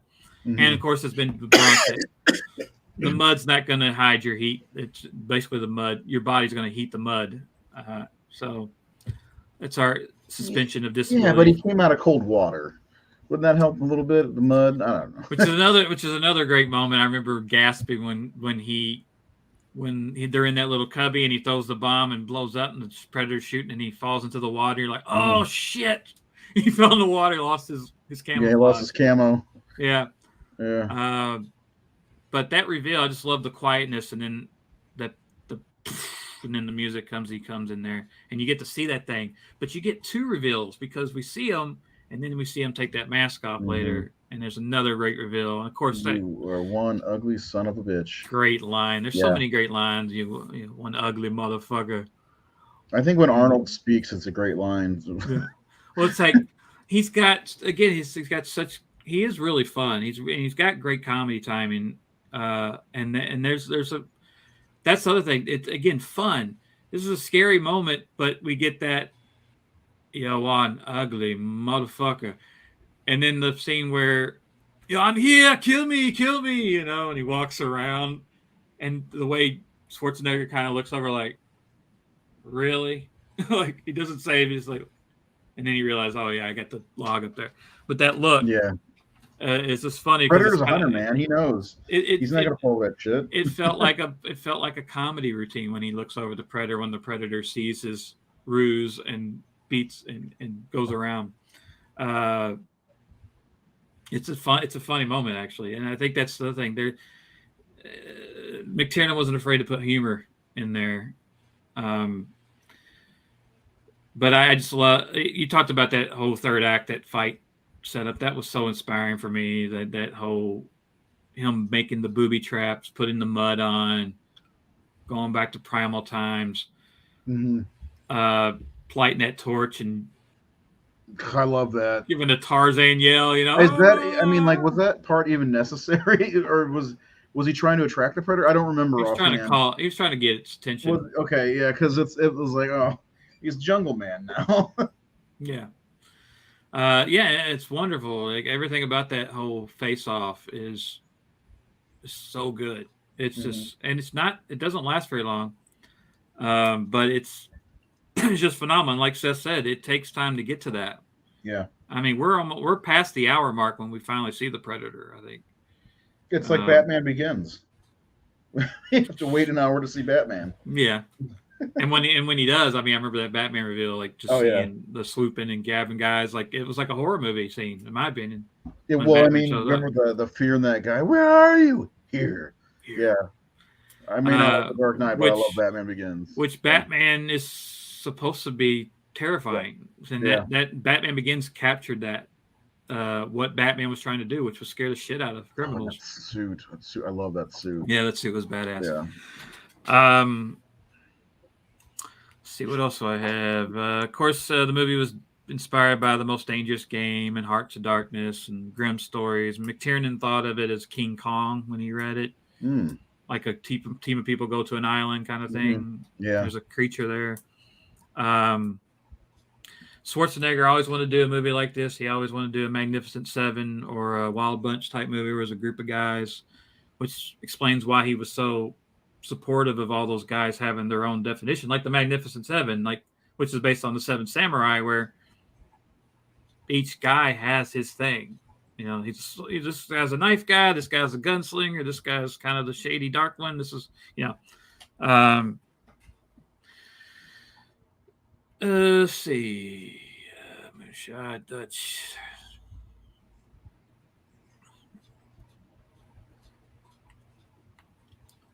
I guess I could get. All right, the original story was called The Hunter. They shot it. It was called The Hunter, or just called Hunter. They changed it to Predator. I'm glad they called it Predator. Yeah. Well, there was another movie with the guy that played.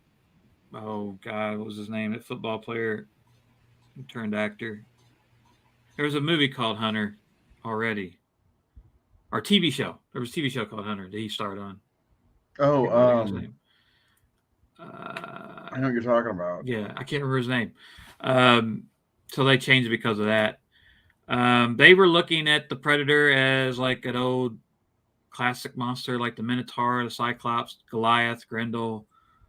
They handled it like an old Norseman, Norse myth, warrior fights supernatural beasts. Let's see what else I have. Oh, that show lasted a long time. Yeah.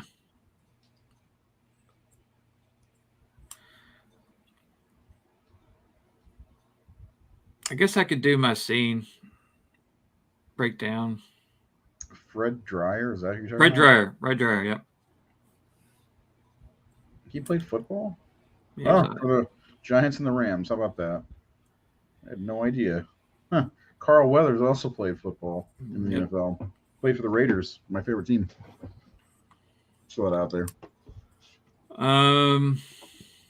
Yeah, we can do your scene whenever you're ready. I'll go ahead and do that. Make sure I got the right starting point, which I think this is. Is this it? Yeah. Okay. It doesn't have to. I mean, people know that scene, I imagine. The reveal in the fight, hand-to-hand fight. Yeah. So the Predator's taking his mask off. And he said, you want ugly motherfucker. Well, they have this fight scene. And I just recently did a monster movie. And I had to have a fight scene. I didn't write it to be like Predator, but I said, I got to watch. I watched American Werewolf in London and I watched Predator to see how they handled it. And when I was watching it, yeah. So when I watched this week to really dissect it, what I noticed was, and I noticed it when I was studying it back then when I was shooting my stuff.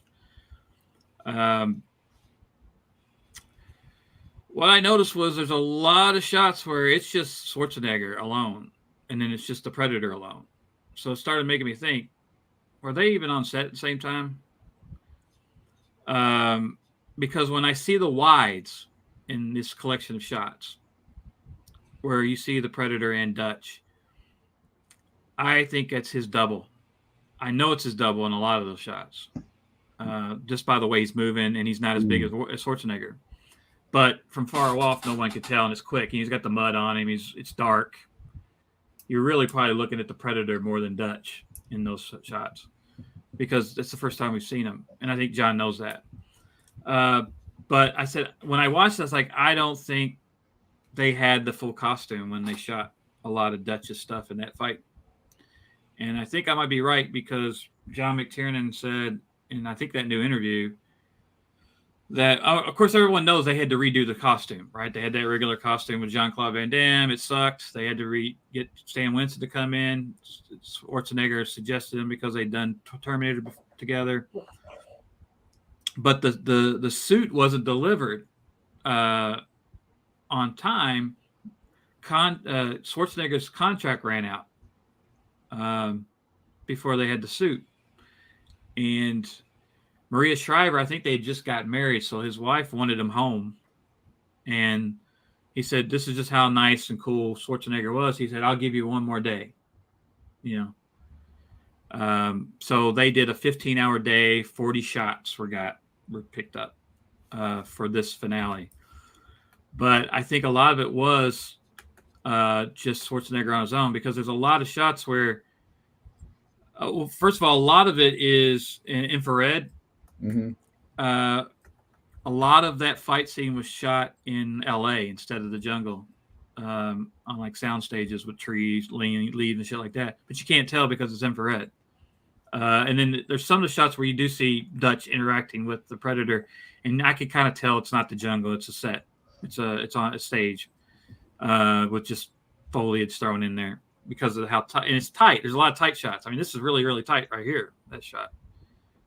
But I don't think Schwarzenegger was actually there with the full Predator costume because they didn't have it until later. And I think a lot of the big stuff that they needed with the suit and Dutch was the double. If you look at any of these collections of pictures I've sent you, I could probably say, oh, that's a double, that's this. But a lot of that is that. So it made me think of the monster suit scene I did, because I actually had to shoot my monster scene over four nights. Kind of one, I think, was like a month apart. I had the location. I scouted it. It was actually the property of one of the parents of one of the child actors, and they had this similar terrain to Predator. Actually, I found out that, I think they talk about on the documentary, like the terrain was all, there was no flat. Everything was like on the hill or side of hill, so you had to learn how to walk right, Yeah. because there was really no flats. Well, where I shot this monster scene was like that. It was an elevated hill, but it was like in a neighborhood up in the Kentucky hills. But because it was like that, I could shoot towards the hill and you wouldn't see any other houses or lights or anything like that. So as far as you know, we're in the woods.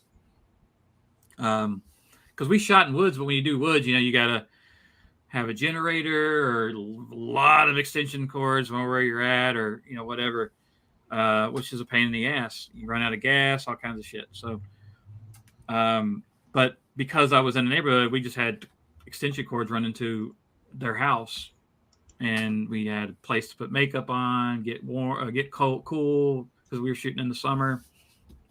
But me and Derek, my makeup artist, had to sculpt the monster, and it takes a while to set all that up and get it going. So I think the first night we shot, we had one actor. There were two actors in the scene and the guy playing the monster, which was Derek, and he was helping me make it. He was a makeup artist. But we had the costume first, and we had the hands. We had pieces of the monster, but we didn't have the full monster. And so, like Predator, I'm looking at these shots and I'm going, well, I don't need a full monster. I just need the hand there. I just need an arm there. I just need this. And I can shoot my actor, Jason Hayes. And then the next night we had Max do his, and I don't think we had a monster at all when we shot Max. But we got all the shots that we could get, just because it's, a lot of these action scenes are shot over weeks, and I had 4 days to get a big fight sequence. But you can get things. The point is just shoot what you can. And I think the reason we only had Max was because Jason got COVID and he couldn't be there. That sucks. So you work around and you just find a way to get things, even though instead of waiting and trying to get it all in one night, you say, all right, let's meet here. Let's shoot for 5 hours. Let's get as much as we can here. And then you try to match it all up. I was like, I think that's how this fight scene was shot in Predator.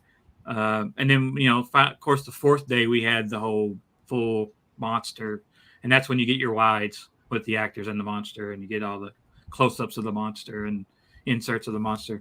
So I really studied this scene to see how John shot the Predator. And the other thing I noticed was he kept it kind of dirty, where a lot of times when you get the wides, he's shooting the Predator through trees. He's shooting on the other side of trees. He's shooting with stuff in the foreground to mask it as much as he can. There's a lot of shots where you can see them moving, but you can't really see them, which hides any kind of problems with the costume, and also hides that that's not Arnold Schwarzenegger crawling away from him. It's a double, which again would have saved money not having Arnold there. Just having this guy double for him. So that's what I noticed when I watched that scene was I assumed that Schwarzenegger wasn't available or they didn't want to pay him to be there. But turned out that was right. His contract had run out. He had already done his days. They still needed him fighting the Predator. So he allowed them to do one more day, and they got like 40 shots out of him. And John doesn't like to shoot, doesn't like the storyboard, but he storyboarded that because they had to get so much right that they needed. I don't want to keep talking. I've been talking a lot. I do have something else I wanted to talk about, John McTiernan. But if you guys have anything else you want to talk about before I jump into that. No, did you not want to go through all these scenes? Well, I just see this one image. But everything I was talking about, the scenes that I see there, you see how you can't. That's his double. That's not. Is that his double? Yeah. So anything where you don't see his, you can tell there. That's his double. It's not. That has got to be his double. Yeah, but it's so quick you don't know. And that's not the jungle. Look at it. It's just fog and a tree limb. Oh yeah, here too. Look at the face. I think that one is. You think that's him? Yeah, because what he does is he turns away, and he comes back with a backhand. That is Schwarzenegger right there. Close up of the Predator face getting hit. This iconic shot. He's the only one in that shot. It's like a dolly shot. So I didn't realize that they didn't film any scenes with Schwarzenegger and the Predator in the suit. I think there are some. I think there's definitely the one where the Predator lands on the tree and is walking, and the Dutch is underneath it because that's all one shot. Where he's saying, "Come get me" or whatever. No, it's the one where he's walking across the down tree, and the Predator just leaps down and lands right on the tree in front of him. And then we call the Predator and Dutch. The camera goes under the tree, and Dutch is hanging on the other side of the tree. Oh, okay. So I think there are some, but like this, where Dutch is taking punishment from the Predator. It's all infrared. It's his double, and it's probably just on a soundstage somewhere because no one can tell that there's a jungle back there, and it just would save a lot of time and everything. Yeah. So that's the magic of movies, you shoot them at different periods, at different places, because no one knows what's beyond the edge of that wall, that screen, The Predator is so ugly, man. Ugly motherfucker. What Danny Glover called him pussy face. Pussy, yeah. There's a girl we used to know. I used to call her Predator Face. It's kind of harsh, but I mean, she had the hair like a big hair, and her face. I don't know. That's mean. I shouldn't talk about that anymore. We were like 20 at the time, anyway. Yeah. I know we mentioned the finale sitcom endings. That was John saying it was a theater thing, the curtain call, having people come out. I like that. Yeah, he said he got it from Robert Altman movie. I'm sorry. I'm trying to watch the weather at the same time we're talking because it's getting really freaking crazy out there. I'm expecting the goddamn alarms to go off any second. It's because I can hear the wind blowing and stuff, and it says high winds and stuff. I'm sorry. I'm watching the weather. No problem. I want to make sure if we have to get to the basement, we can get to the basement. Yeah. See. If you got something else to add, just the only thing I have we can do at the end. But yeah, go ahead. Just talking some of McTiernan. As I said, he studied as an actor. He went to Juilliard, and he went to the AFI to become a filmmaker. And his instructor at AFI was Jan Kavar, I think is his name. But this guy told him that a great filmmaker has to be like a composer. Like he said, a great composer, a musician doesn't need sheet music, doesn't need the notes in front of them on a paper. They can have endless compositions and scores in their head, and they can play it. A filmmaker needs to do that with pictures and images. John says he has the entire movie on the back of his eyelids when he starts. He knows the movie because he thinks in pictures. And he said he learned that in film school. He said, when he one day he went to the theater to understand what a movie is, and he went and saw Day for Night, which is a Francois Truffaut film, really great film about movie making. And he said, I watched it 3 times. I just sat there all day and I watched this movie 3 times. And then I came back the next day and I watched it all day long again. He goes, and by the time you start watching the movie over and over and over and over and over, you start forgetting the plot and all that shit. And you just get down to how it's working, the transitions, the shots. You see the movie in the pictures and images. So his instructor at AFI told him to think in pictures. And so he would challenge John. He said, I want you to go watch Fellini's 8.5.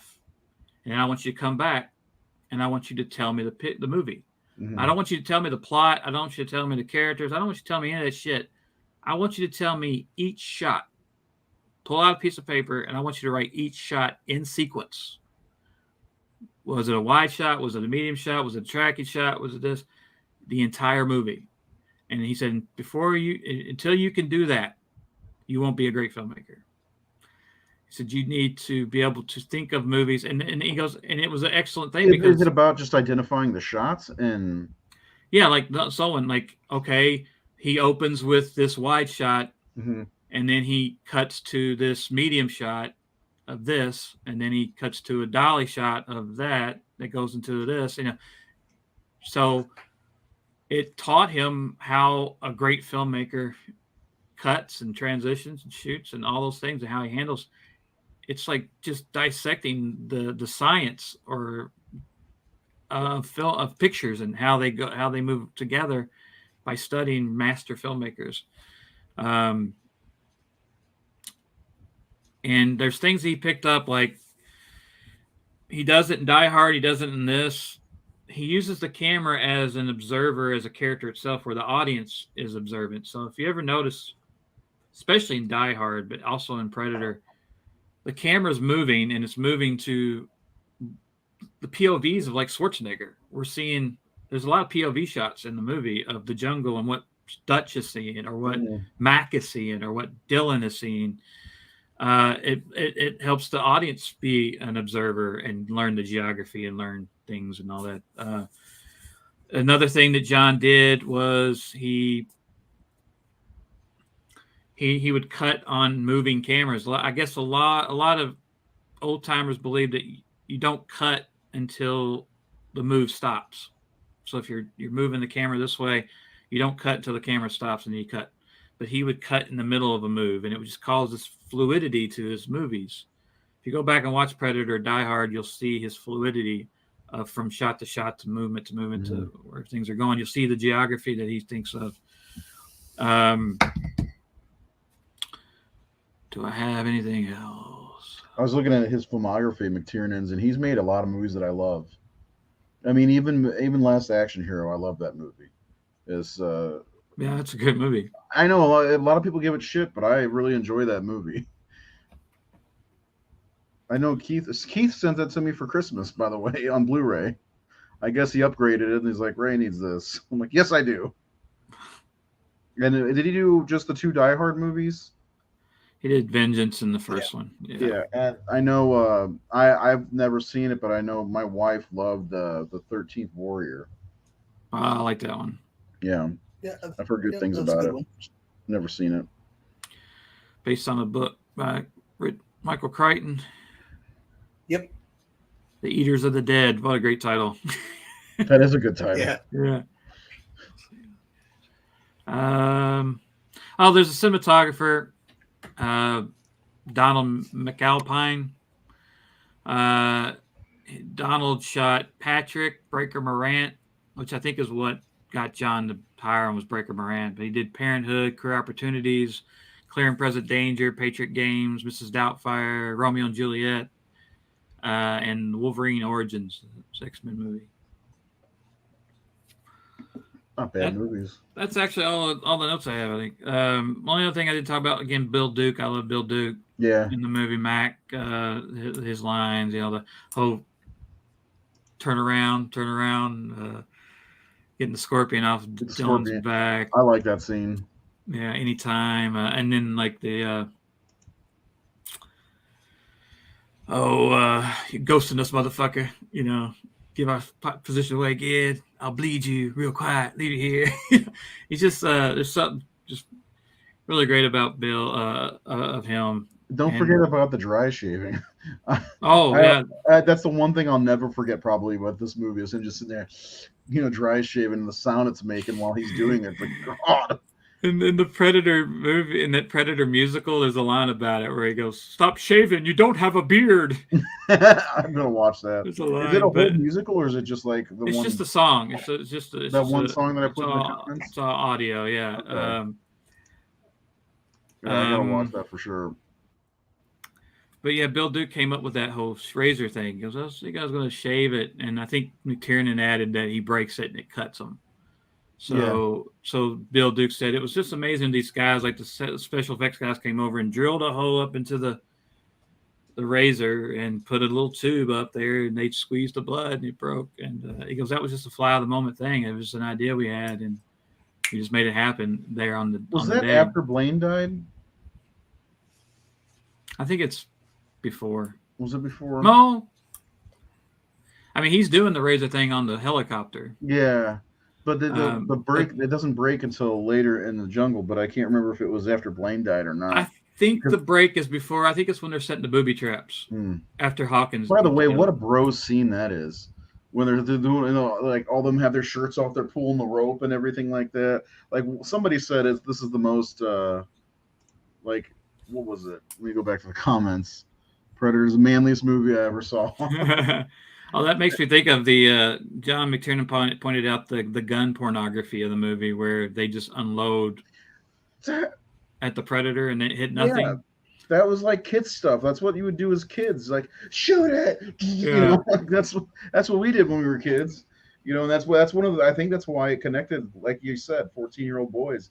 Anybody between, I think, 7 and 14 probably loved this movie. I did. Yeah, but John was like he didn't like it because he doesn't like guns and he doesn't like, but he goes, it was part of like what the studio wants, but he got away with it. He said because they don't kill anything. They're not shooting at anything. He goes, and I did the same exact thing in Die Hard.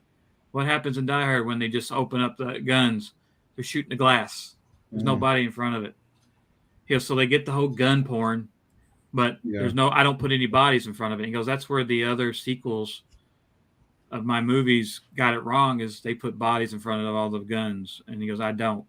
And that was his anti-gun sneaking in there, even though he had to throw all these guns in there for the, what the studio wanted to promote again, because, America was gun happy at the time. Yeah. It still is. But, definitely in the 80s, it was all about the bigger guns. The 80s were muscles and guns. Yeah, I mean, there's a lot of that in this movie. We see, when you can't think of Rambo without him holding that big M60. Just, that's ridiculous. By the way, I've shot one of those too. Yeah, and there's a lot of recoil on that stupid thing. It's like those are made to be made to be shot from a prone position. Yeah, and not made to be shot just holding it one-handed. Like you got to be pretty damn strong because they're heavy, and not to mention the clip that is running through it makes it even heavier, especially when it's just hanging off that. It's like Jesus, Anyway, yeah. So, what do you guys think that our audience rated this movie? What percentage? I think 30% of them told you it wasn't a horror movie. Yeah, but. I don't think people think like that when they see rate this 5 stars. They think of the movie itself.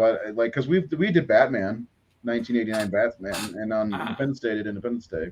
I don't know many people who don't like this movie. Right. I did write down some critical reviews that were. You have some? Favorite. Yeah, because I was just wondering what the critics, because critics didn't necessarily. We had love one star rating on this movie, which I was like, who did that? Like, how could you? I'm gonna say it's in the 90s somewhere. Yeah, Seth, you got an idea? Yeah, I would say probably mid 90s, 95 or so. Hey, the mid 90s were fun. 96. That's totally what I meant. Yeah, 96, man. So if we made a top 10 horror movie list, this would be number 2. So that's why I think it bugs me. But here, guess what number one would be next week's episode? Aliens. Aliens, yeah. So that's 97%, and this is 96%. But I mean, overall, as much fun as this movie is, I would give it a 5-star all day long. It's an awesome movie, whether it's horror or not. You For know, the type of movie it is, it's 100 for me because it couldn't have been done better. no.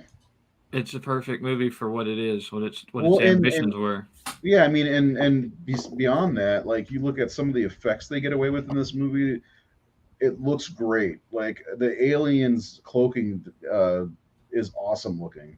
You know how it's just a little wavy or whatever, or when it starts bleeding and you've never seen fucking bright green blood, you know, or neon green blood. You know, I mean, there's just some really cool things that happen in this movie. And this movie holds up. There's It does. There's nothing in it. You go, oh, that's corny or that looks silly. Like the effects still work. I don't even think Arnold's one-liners are that bad in this one. No, they're not. I mean, he has the stick around, which I found out like they just. I guess the studio had a deal with this knife maker, so the guy made that machete knife thing for him, and John's like, it's just so ridiculous. He said, but it was just to get it off of him because it weighed like 20 pounds or something like that, and like it was just so Arnold didn't have to lug it around the rest of the movie. I mean, it's kind of like as big as he is, you know, it's like that line in Blade. Well, you're so big, you know, when he gives him that light thing, could you make it smaller? We didn't talk about that whole thing with him and Jesse the Body. Did you? We didn't get into that. What was that? Do you know that story? I don't know. About the arm measuring? The weightlifting thing? Well, the weightlifting, but the arm measuring. You want to tell that? Oh, no, I didn't know about that. Yeah. Let's tell the arm measuring. Yeah, I want to hear this. I don't remember. I don't remember the exact details, but like he it was like a competition between the two about who had the biggest arms, and fuck, I wish I could remember the detail, but like the costume designer told Jesse that he had an inch, his biceps were an inch bigger than Arnold's. And Jesse got all excited. He was like, "Oh, I'm bigger than Mr. Olympia." He goes, "All right." And so he went over to Arnold and bet him that his arms were bigger. And Arnold, thinking that he's going to get Arnold, he goes, but Arnold had told the costume person to tell Jesse that. Oh, my God. And when they did it, Arnold's arms were 3 inches bigger than Jesse's. That's awesome. Arnold, you got to love that dude. Yeah. And then they had all kinds of like alpha male shit going on. Like they would get up early and they would try to be the first guy in the gym just to kind of up the other guy. So they would get up and they'd see Arnold in the gym. And so they would get up like an hour earlier and go. And then like Arnold would get up before long. They were getting up at like 4:30 in the morning. Jesus. And like they said that they would get up at like 4:30 in the morning and they would run Bill Duke said they would fucking run for like an hour and a half just before, shooting. And then we shoot all day, and then they go fucking work out again for another hour, go run again. And he goes, it's just, of course, Carl Weathers like, well, you gotta lift in the morning so you look big and you look great when you walk in there, when you're shooting. But they had all this like training and competition between like trying to one up everybody and be, the alpha on the set. But they all really loved Arnold. They said he was just a great, great, great guy, very supportive team player, and the perfect leader. John McTiernan said, you need a movie. Not a lot of movie stars are like that, and he was somebody who was. I could see that about a team Arnold. leader. Yeah, I could totally see that. I love that dude. I mean, I've watched a bunch of documentaries. Have you guys seen the Netflix documentary? I haven't seen that new one yet. It's really fucking good. 3 episodes. They cover 3 portions of his life. And what the middle one is about I believe his acting, and then the politics is the third one. But like I could totally see that. I love this guy, Arnold Schwarzenegger. He's one of my favorite actors, even though like he doesn't make like these, these works of art. He makes awesome movies that everybody wants to watch or everybody has seen. Really, how many people do you think have seen Terminator or even this? Tons of them. People talk about like. He does. Sometimes they don't give him the credit for what he has achieved. And you get this guy who can hardly speak English, you know, and has this very, very thick accent, becomes one of the biggest movie stars in Hollywood. It's just very unusual. But And before he didn't that, need to be either. yeah, and before that, he's a big weightlift, Yeah. like iconic weightlifter, and then he becomes a governor of California. You know, like He talked about always constantly pushing himself to do better, to be bigger. He wanted to be president, but of course he couldn't because of the dumb rules in this country. But not born here. But yeah, I don't know. I love the guy.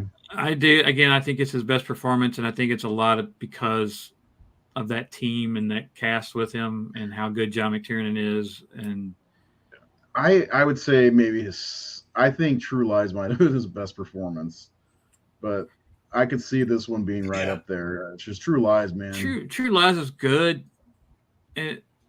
but really watch Arnold in this one. There's not a moment where I don't believe that he's Dutch at all. Like I totally, but like there's. Apart from the one-liners that he has, which are a couple that they just have to get in Schwarzenegger because that became his calling card, you know, they had to put that stuff in. When he's observing and when he's doing his business, it feels very real. And when he's talking to Dylan or he's talking to Billy or he's talking all that, I just buy it, even though the movie's, you know, over the top stuff. I believe those guys have worked together for a long, long, long time, know each other, care about each other, and they look up to him to be their leader, and they'll follow him into hell. And I think it's just my favorite character he's played. Okay, I think we're out of the tornado watch now. That's good. Oof. Sorry, I get nervous. I'm really a bitch when it comes to the tornado stuff. Sorry. I've been worried about it the whole time because Helena gets scared, and, you know, it's a whole thing. When we read these bad reviews. Yeah, please do. I'm interested. I think these were from the time that came out. It's arguably one of the emptiest, feeblest, most derivative scripts ever made as a major studio movie. There's no need to do a Mad Magazine movie parody of this. It's already on the screen. That's kind of harsh. Yeah. If you get a kick out of watching men with big muscles roll around in mud to the accompaniment of portentous music, Predator may have some appeal, but I suspect even Rambo and Rocky fans will find it boring. Boring. Well, so that makes me think of the original idea was that they were joking. It was a joke. They said, well, I guess Rocky 4 maybe or Rocky 3 came out and they go, oh, the only person Rocky hasn't fought at this point is E.T. So that was the whole premise of this movie, was Rocky versus E.T. With its stilted dialogue and hammy acting, the film has the look of an expensive production but the feel of a B-movie, delivering the sort of undemanding monster mayhem Arnie's fans have come to expect. And that's kind of the rest of them, but it doesn't have a big score. Like I think it's like 83 or 82 or. Is that the Rotten Tomatoes score? Yeah. I wonder what IMDb has it rated at, because that's all by just people who sign up for the website, right? Well, that score is based on the old classic reviews from the time. Mm-hmm. But that's the thing. Like we put so much stock into Rotten Tomatoes, and people shit on Rotten Tomatoes and like, oh, fuck the critics, they don't like it. But the critics were just as harsh on movies then. Like the movies we all love, we just didn't pay attention to them. Like we only knew like Roger Ebert and Gene Siskel and what's his name? Who was the guy with the big hair and a mustache? Gene Shatlin or whatever, Shalit, and then what's that? Leonard Maltin. Leonard Maltin goes to the movies, yeah. So,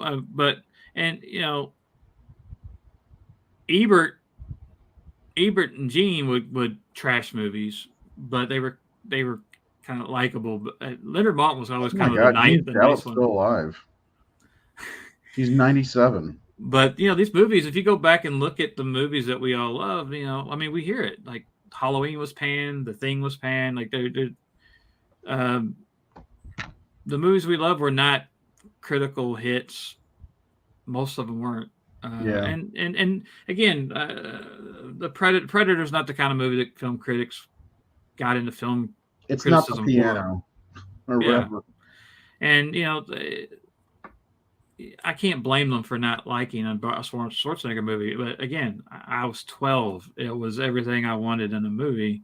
That's like with Michael Bay. People shit on Michael Bay. Michael Bay said the same exact thing. I make movies for 14-year-old boys. That's what I do. Hot women, action, explosions, robots, you know. And like, yeah, I would have loved Michael Bay's movies when I was 14 or 12 or whatever. Yeah, some of his early stuff's still pretty good. Yeah, I mean the Bad Boys and The Rock and all that was good, and he's not a bad filmmaker, but he makes what he wants to make. He knows what his audience is. He's been successful.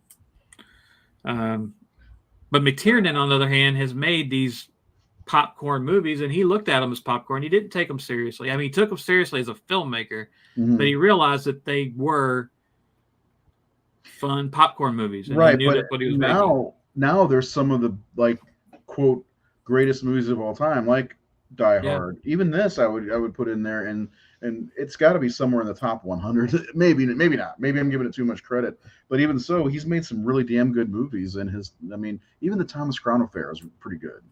I think it's his favorite. I love that movie. Yeah, I really do. I like it's a remake. But who cares? I'm over that these days. He made 2 remakes, and he did Rollerball too. Oh, isn't that one really bad though? I don't think I ever watched it, and I know that he didn't like it. He didn't want to talk about it in the interview. Of course, he went to prison over that one, or went to jail for that. He did? Yeah, he was. I think he wiretapped the studio or the producers or something, and he got busted for that. Went to jail for. Oh, jeez. Can't remember how long. But yeah, so when the guy was bringing up Rollerball, he said, "Yeah, I don't want to talk about that one." I had no idea. Yeah, he made Nomads too. Yeah, it was his first. Yeah, but yeah, he was a good director, and I generally don't care what the critics say when it comes to that stuff. Anyway, here's the comment: Predator's basically the goofy, hyperbolic action movie core plucked out of Commando and wrapped in a much better movie.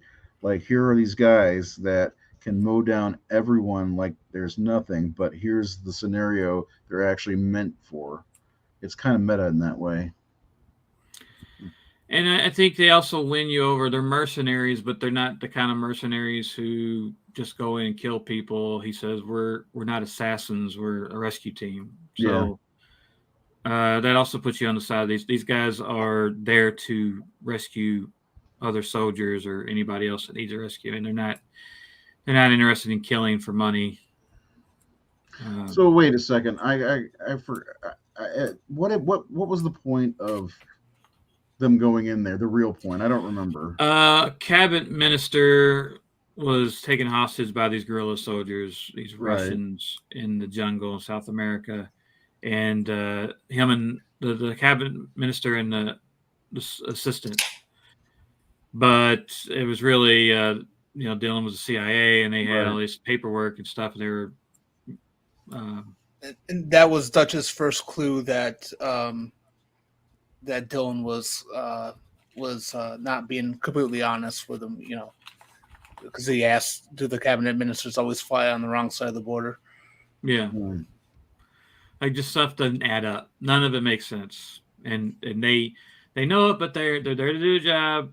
If this is real, they're gonna, they're thinking about saving these people.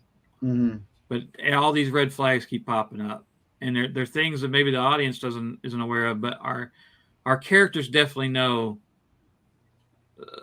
Shit ain't adding up. Like the helicopter hopper, shit that Dylan's telling us, cabinet minister being on the wrong side. There's a heat seeker. Took the helicopter down. Well, that's some high tech shit for some backwoods mountain boys, there's all these things where he's like for a reason. Yeah. So they're not stupid. And I think you get that. You see that these guys know their shit. And it's actually, people talk about the dialogue. I think the dialogue's actually pretty solid when they're talking and they had their little interactions. This shit's, reminds me of this shit's worse than Cambodia, or all these things. I remember Afghanistan, trying to forget it. I love the dialogue in the movie. Actually, I think it's somebody said called it hammy and shit, but it must be because it has one-liners in it, but I don't think at all. There is some good stuff in there. I mean, this is a good movie, even without the Predator.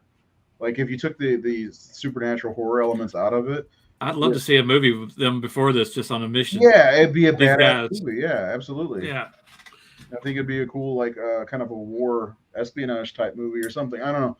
I like this. That's the thing. This movie could have been gone the other way and not been horror, sci-fi, whatever, and it still probably would have been a badass movie. I think the strength is that these characters are so well defined. They all have their own personality. Yeah, and I think it's some of the best work that any of those guys did. I still think it's Schwarzenegger's best. Definitely Jesse Ventura's best movie. Definitely my favorite Bill Duke role. Of course, Bill was an actor, but he became a filmmaker. He's a director. His role in Commando was so cool, though. Yeah, like he was in it very long, but And he was in Action Jackson with Carl too. I just like the fight in a hotel room in Commando, and Ray Dong Chong's all. Yeah, definitely have too much red meat or something like that. Yeah. Man, the Scream Breeze gonna kick your ass. Yeah, I like him quite a bit, and that's one of the reasons I'm looking forward to rewatching Mandy, because he's in there. I mean, it's not a huge part. His scene in Mandy is so great too. Where he's telling them about what he's facing, or who took her, or who killed him, or whatever, or who they sent after. The Black Skulls. Yeah, I definitely want to give that another shot. I was just watching it's like a 2.5 hour long. Yeah, Shane Black's great. He's not in it enough. He gets killed off. But and I don't know if I ever saw Shane do any other acting. Again, they just put him in the movie because they wanted a writer on set. But he's not bad in it. No. But I don't remember seeing him in anything else. I really wondered where Chavez, the guy who played Pancho, because I thought he was actually very, very good in the movie as well. No, I don't think so either. I know he did a few other things, but nothing of significance, really. Well, and of course, this is not Sonny's best movie. His best role, if we remember, is Poltergeist, when he's hitting on a 16-year-old girl. Billy's definitely my favorite of his. I mean, I know he did like 48 Hours and 48 Hours. Yeah. But yeah, he's really great, and I have I love him in this movie. I love the team. I love the characters. Even Dylan. I mean, Carl Weathers is an underrated actor and an underrated talent. I love Carl. He's one of my favorites. I'm a big Rocky fan, and watching him as Apollo Creed. I've written. I based one of my characters in my comic book off of Carl Weathers because I love him so much. He told a funny story. I guess showing how maybe some producers are oblivious. He said he was in the office to meet Joe Silver, I guess, for Predator or whatever. He's called to the studio. Maybe he didn't know Joe Silver at the time. And he goes, I'm sitting in the lobby, and this Joe Silver is walking back and forth, and he walks over and he sees me. He goes, you got a great look, kid. He goes, I want to talk to you. I can make you a star. He goes, I got an idea for a boxing movie, but I got this other movie that I might want you for this. And Carl's just like, all right, sounds good. But I'm like, it's just funny that he's like telling the guy who 10 years earlier was in Rocky, like the Academy Award winning movie, I'm going to make you a star, put you in a boxing movie. It's like, I've just done 3 boxing movies with Stallone, Yeah. Or 4, I guess. 4 by that point, yeah. Yeah. Yeah. He died. I love Carl Weathers in Arrested Development as well. Oh my God, yeah. Yeah.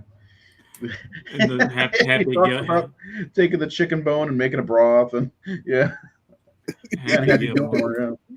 Happy Gilmore, tall in the hips. Yeah, and of course Action Jackson. How do you like your ribs? The Mandalorian. Oh yeah, that's right. He's in the Mandalorian too. Yeah, that's the second time a Mandalorian's come up in this episode. Next week we're talking about aliens, kind of keeping with the theme.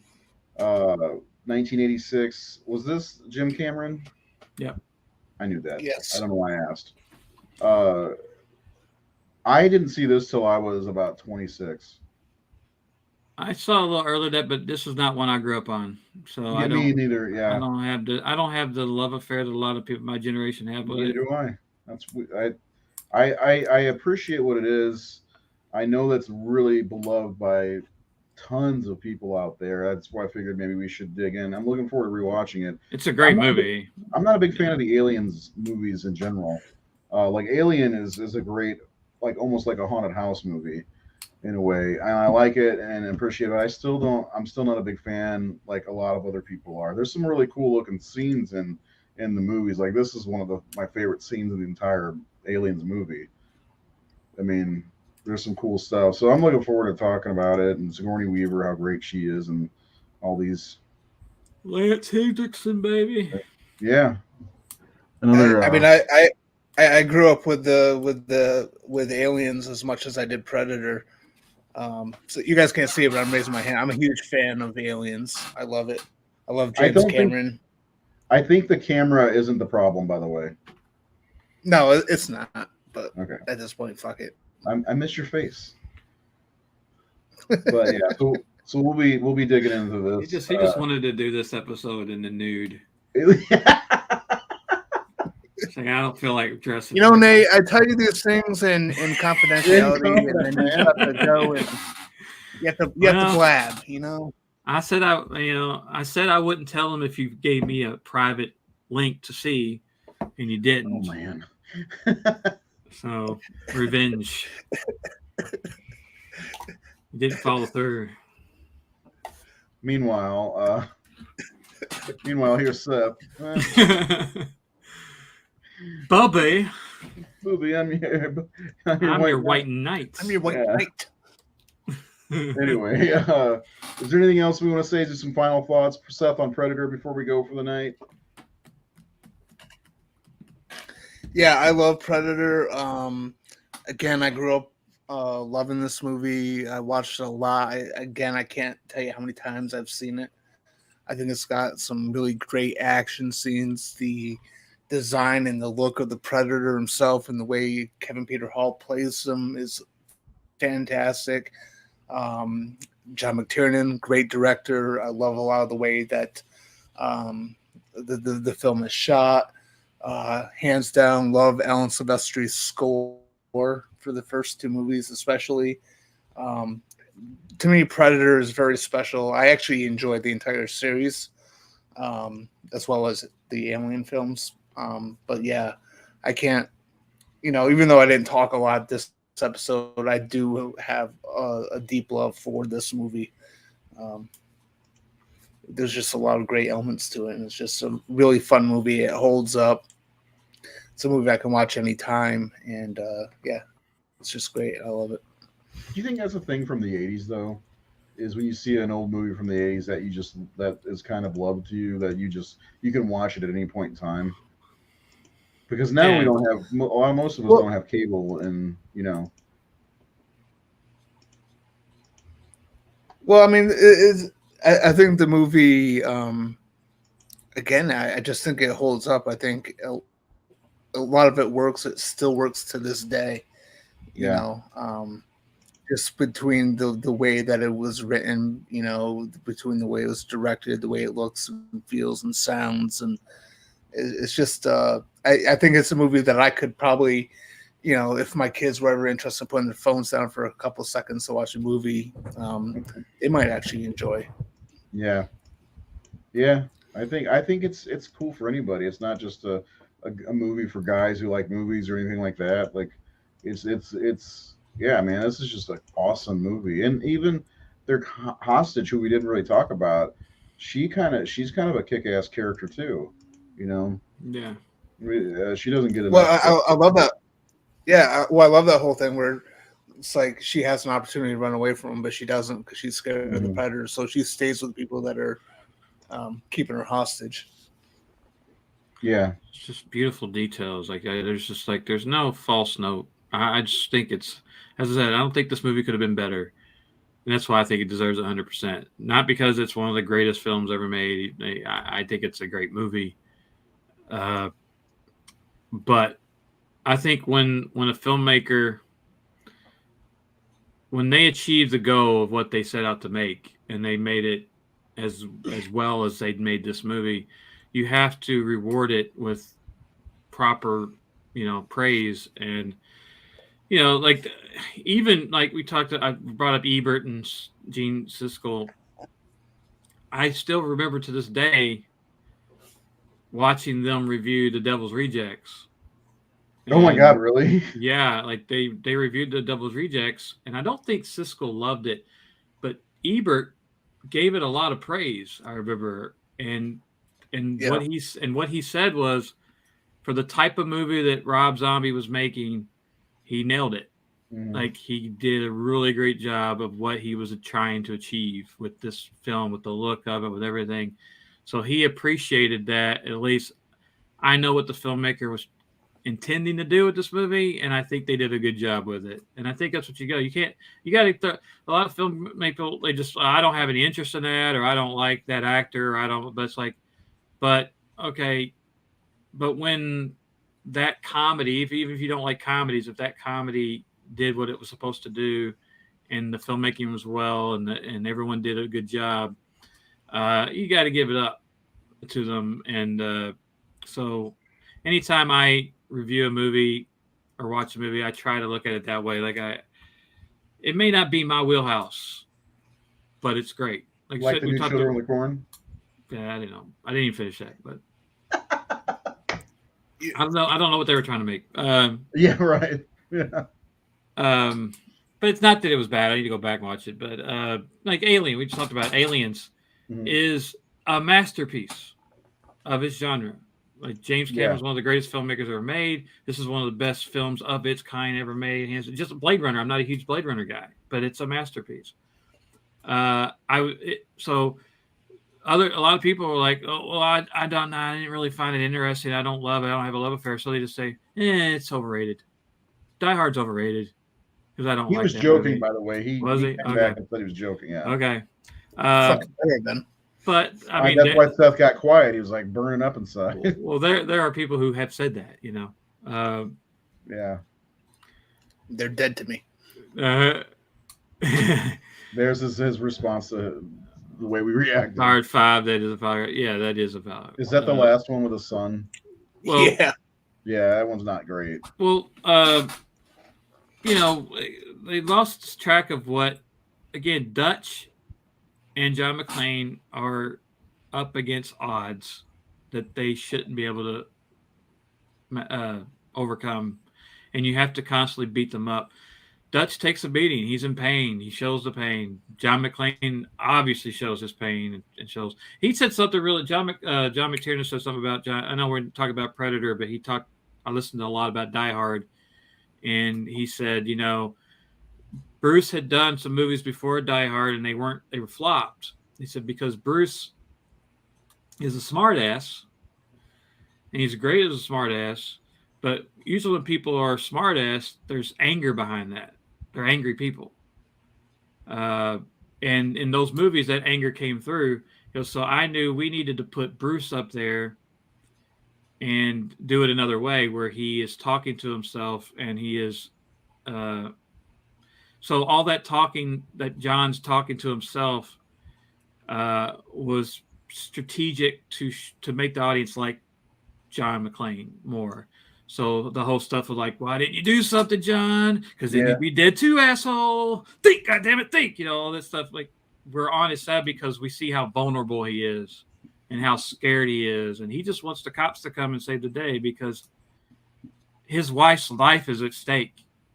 And, he's just a regular dude. He's like, I'm facing an army. Are you sure he was worried about his wife? I think he was worried about Ellis. He was worried about Ellis. He's like, I really want, and he's like, God, why didn't I say Ellis? I was, it's LA. We were probably going to get some coke and fuck and all that. Yeah. But show him the watch. Yeah, show him the watch. But yeah, that's what made those work. So I don't know who was in charge of those last two Die Hard movies, but how do you not get that character right? How do you not? Because it got to the point where Bruce just, like, John just wasn't afraid of anything, didn't give a fuck. Now he had a little bit of that in Vengeance. You know, he had the headache and he wasn't really, but at the same time he was still human. He was very and he could get hurt. Like he could get hurt and McTiernan. Go ahead. Well, I mean, there's a whole scene in A Good Day to Die Hard, like the first, like, sort of like a car chase thing, whatever, when he's first kind of freeing his son. And it's like, you know, the vehicle he's in rolls over multiple times and he just gets out and he doesn't have a scratch. And like Die Hard is like the model I go to for like when I write my stories. A character is in good condition in the beginning. By the end, they're limping, they're bleeding, they're bruised, they're tired. I don't know. It's Indiana Jones on that ship. Yeah. For telling Marion it's not the years, it's the mileage. Like it felt like, oh, he's got the effects of it. And that's what makes like Indiana Jones so good and John McClane so good. And, you know, even going back to Die Hard with a Vengeance, you know, John said, you know, these guys are buffoons. Like there's a scene where they're trying to figure out the whole weight with the water in the park. He goes, I shot it in the wide. You're looking at it, it's like a comedy act. These guys don't have a fucking clue how to do this or what they're doing. And it's a comedy show.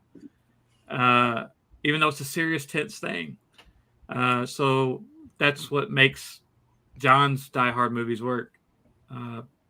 He's just a really smart storyteller. He knows how to Who directed Die Hard 2? Characters. Was it Rennie Harlan? Rennie Harlan. Okay, I like Die Hard 2 quite a bit. I like it too. Yeah.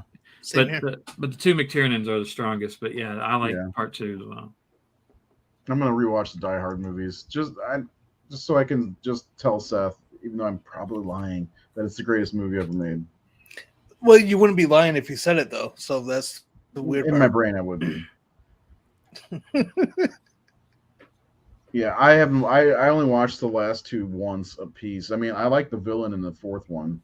That's about it. Yeah.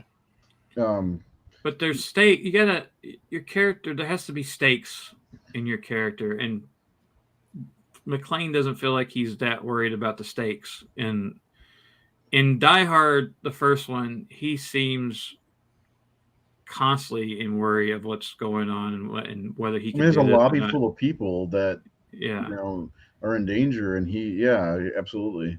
And so, and in New York, I mean, they're going to blow up a school if they don't solve this problem, you know?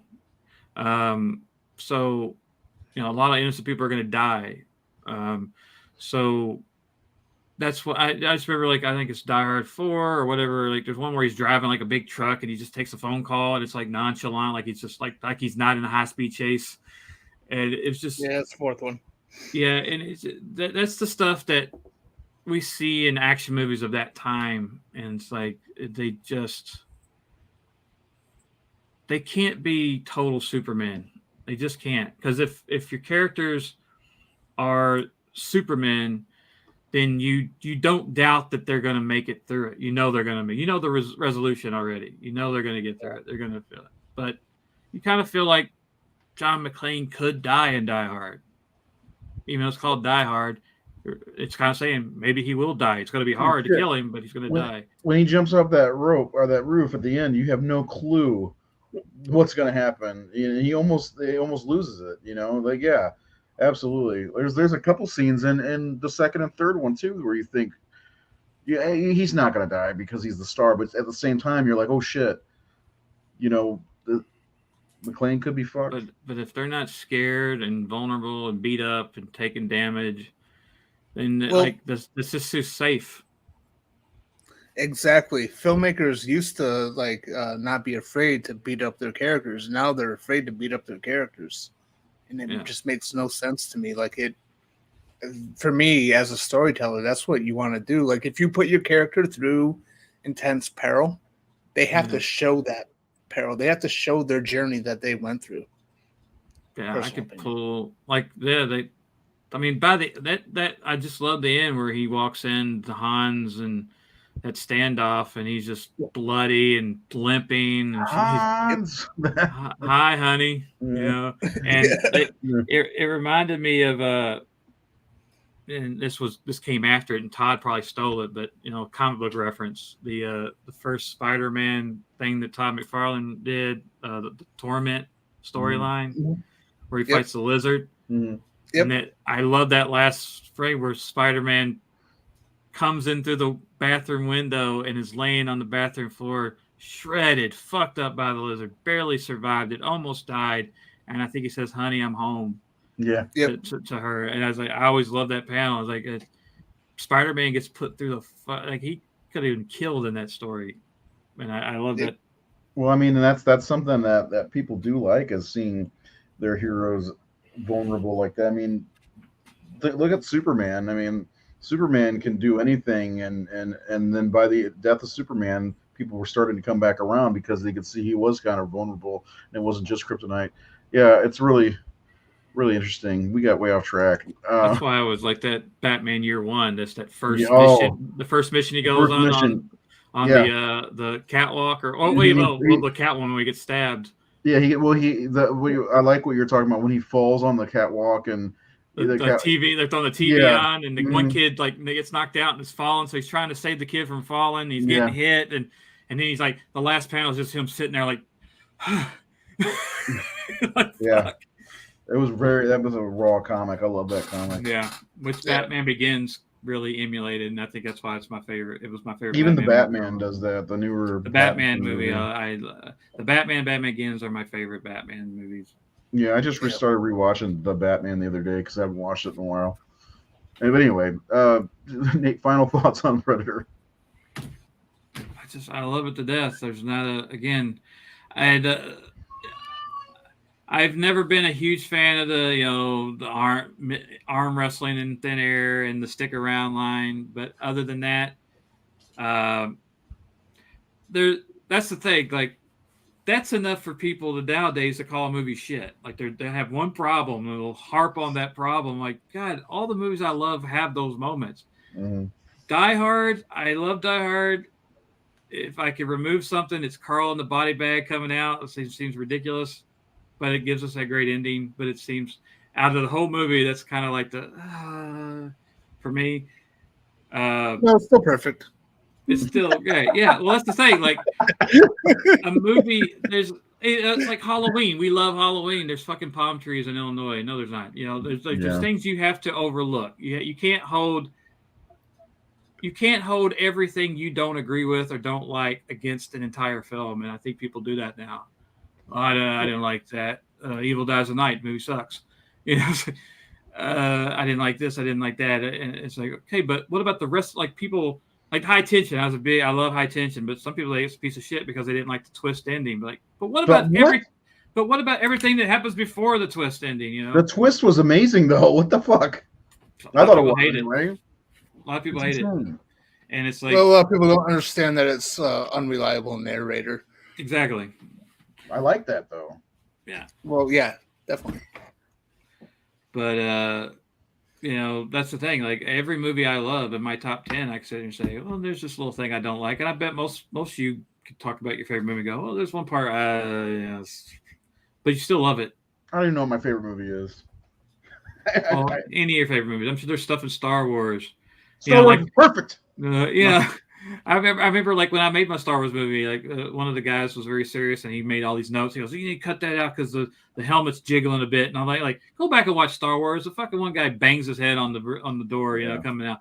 Like, there's Star Wars. If you go on IMDb and look up A New Hope, there's like 300 mistakes and goofs listed on there. Oh yeah. And every movie has those. Not everything's Godfather's perfect. my favorite movie. Sorry. Oppenheimer's a masterpiece, and that's how many articles I saw about, the flag in that one scene has 50 stars, and the United States didn't have 50 states at that time, so that's fuck that whole movie. I guess it's shit. You know what? I wanted to see that. Not anymore. I don't want to see it. The flag's not right. I'm out. I know it's 3 hours long, and that's one frame in the movie, but Jesus, they maybe fucked that up. Screen for half a second, maybe. Well, it's like I told you that No Country for Old Men is my second favorite movie, and the famous coin toss scene, prominently behind them is Jack Link's, like a display, and I'm like, that wasn't around in 1980. Oh my god, I didn't even notice that. Well, yeah. I didn't know. That's a good movie, by the way. That scene's. Have you seen that movie, Seth? What? No Country for Old Men? Yeah. Yeah, that movie gave me nightmares. Did it really? Well, it was like I was working third shift at a factory when it first came out, and I got it. And of course, I'd get out of work at 7 in the morning, go to the store, get my beer, and I was especially drinking heavily back then.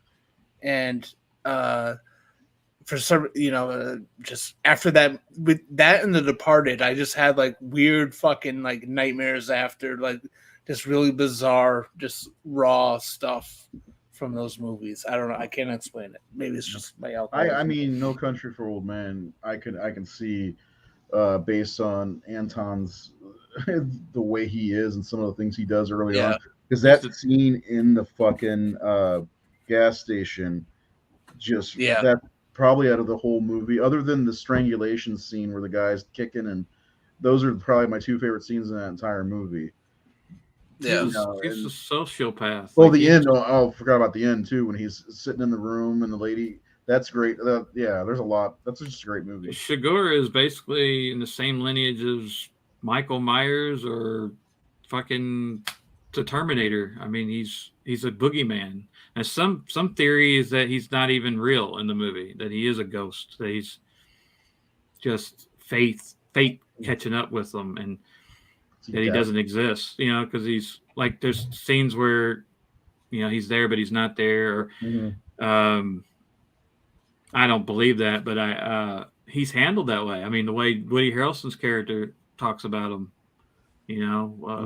this guy, how many people has he killed? What compared to the bubonic plague? Like this guy. If you've met him, I'm surprised you're still alive, or you came into. So, yeah, he's a very terrifying horror. I think we did a show on non-horror characters. Non-horror monsters or something like that. I think we had him on there with. Yeah, he was on there. I missed that episode, but I know he's on the poster thing you made, the thumbnail. So yeah, he's and man, what a performance. Anyway, man, general conversation sometimes with us, man. It goes. It kind of makes it like, I wish we could often go outside of horror, because there's so many. We could. I mean, I don't see why we couldn't. Yeah. I mean, like this movie is a straddler for a lot of people. There's, like I said before, and I'm not going to get on how I feel or anybody else feels, but it does straddle the line between horror and just a sci-fi action war movie. And I think I think people would. I think we'd be okay if we did something like that. I think, Predator. I always say, like, the Predator was on the cover of Fangoria magazine. Like I mean, look at this thing. It's a creature feature, and creature features belong to the horror genre. I mean, yeah, and don't forget too. I mean, Bloody Disgusting covers superhero movies from time to time. Like, that's true. They do. I mean, fuck them. I mean, and you own the Horror Syndicate, so fuck them. I do. I mean, well, you're controlled by the Illuminati and the lizard people, but that's true. And Joe Biden and Joe Biden, but still, like, he sniffed my head once. Sorry, I did everything right. Yeah, I mean, on paper, you own it. I don't care what we cover, honestly. Whatever. I know one thing, Nate. You're gonna miss this show because on Wednesday, but we're doing Halloween Ends. We're starting. Yeah, I saw you were doing that, and I was like, I want to talk about Ends, but because I think when we talked about it, it was still fresh, and I watched it today. Are you not available on Wednesday? I mean, we can go a little earlier. My acting class is Wednesday. Yeah. What time's that? 7. Oh shit! You can join for 10 minutes. No, I watched it today, and I don't want to get too far into it, but I believe that Halloween Ends is a good movie. There's a part of me that thinks that it could have been like a sequel to Halloween. And I'll explain that more whenever we do the show, but like, there's a lot there where I think that I don't know. I think it's a good movie. It's well filmed. I like the movie overall, but it's so odd where it's just it's odd to me. It's just Yeah. there's something odd about it. But Uh, overall, it's a good movie. That argument, you can't make an argument. It was an odd choice for a third part of a trilogy. It's not the movie people were expecting, and therefore they reject it.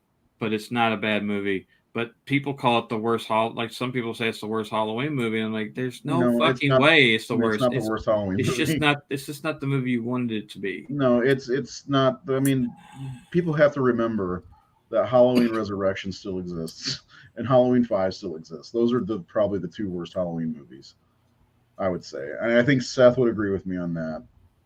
Yep. Seth in a 17-minute rant on why Halloween Resurrection is terrible. But yeah, no, Halloween Ends. I'm looking forward to discussing it because that was the first time to watch it since it was in the theater since we talked about it. And I remember coming out of the theater thinking to myself, well, Halloween Resurrection's been dethroned. And I watched Kills in 2018 the other day, and I don't know. I have a lot of questions about that whole trilogy, but I do think, Halloween Ends is not a bad movie overall. It's just an odd choice for where it was placed. It's my favorite of the trilogy. The thing is, I don't like I don't. And a lot of people hate Corey Cunningham. I don't hate the character.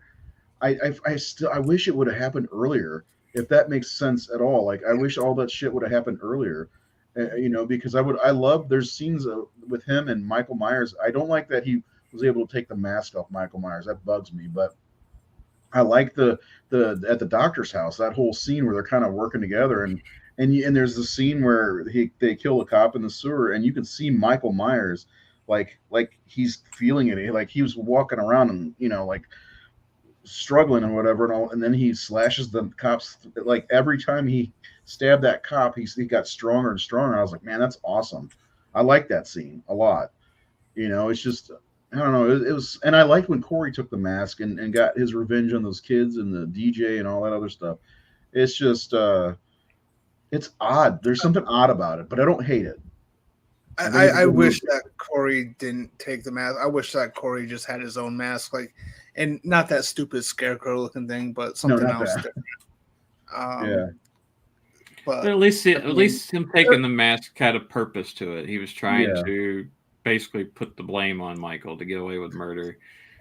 I get that, but when the whole scene at the doctor's house happened, I loved it because I loved the potential there, where it was like there was another killer, so there was like an opposing force, and he didn't act like Michael.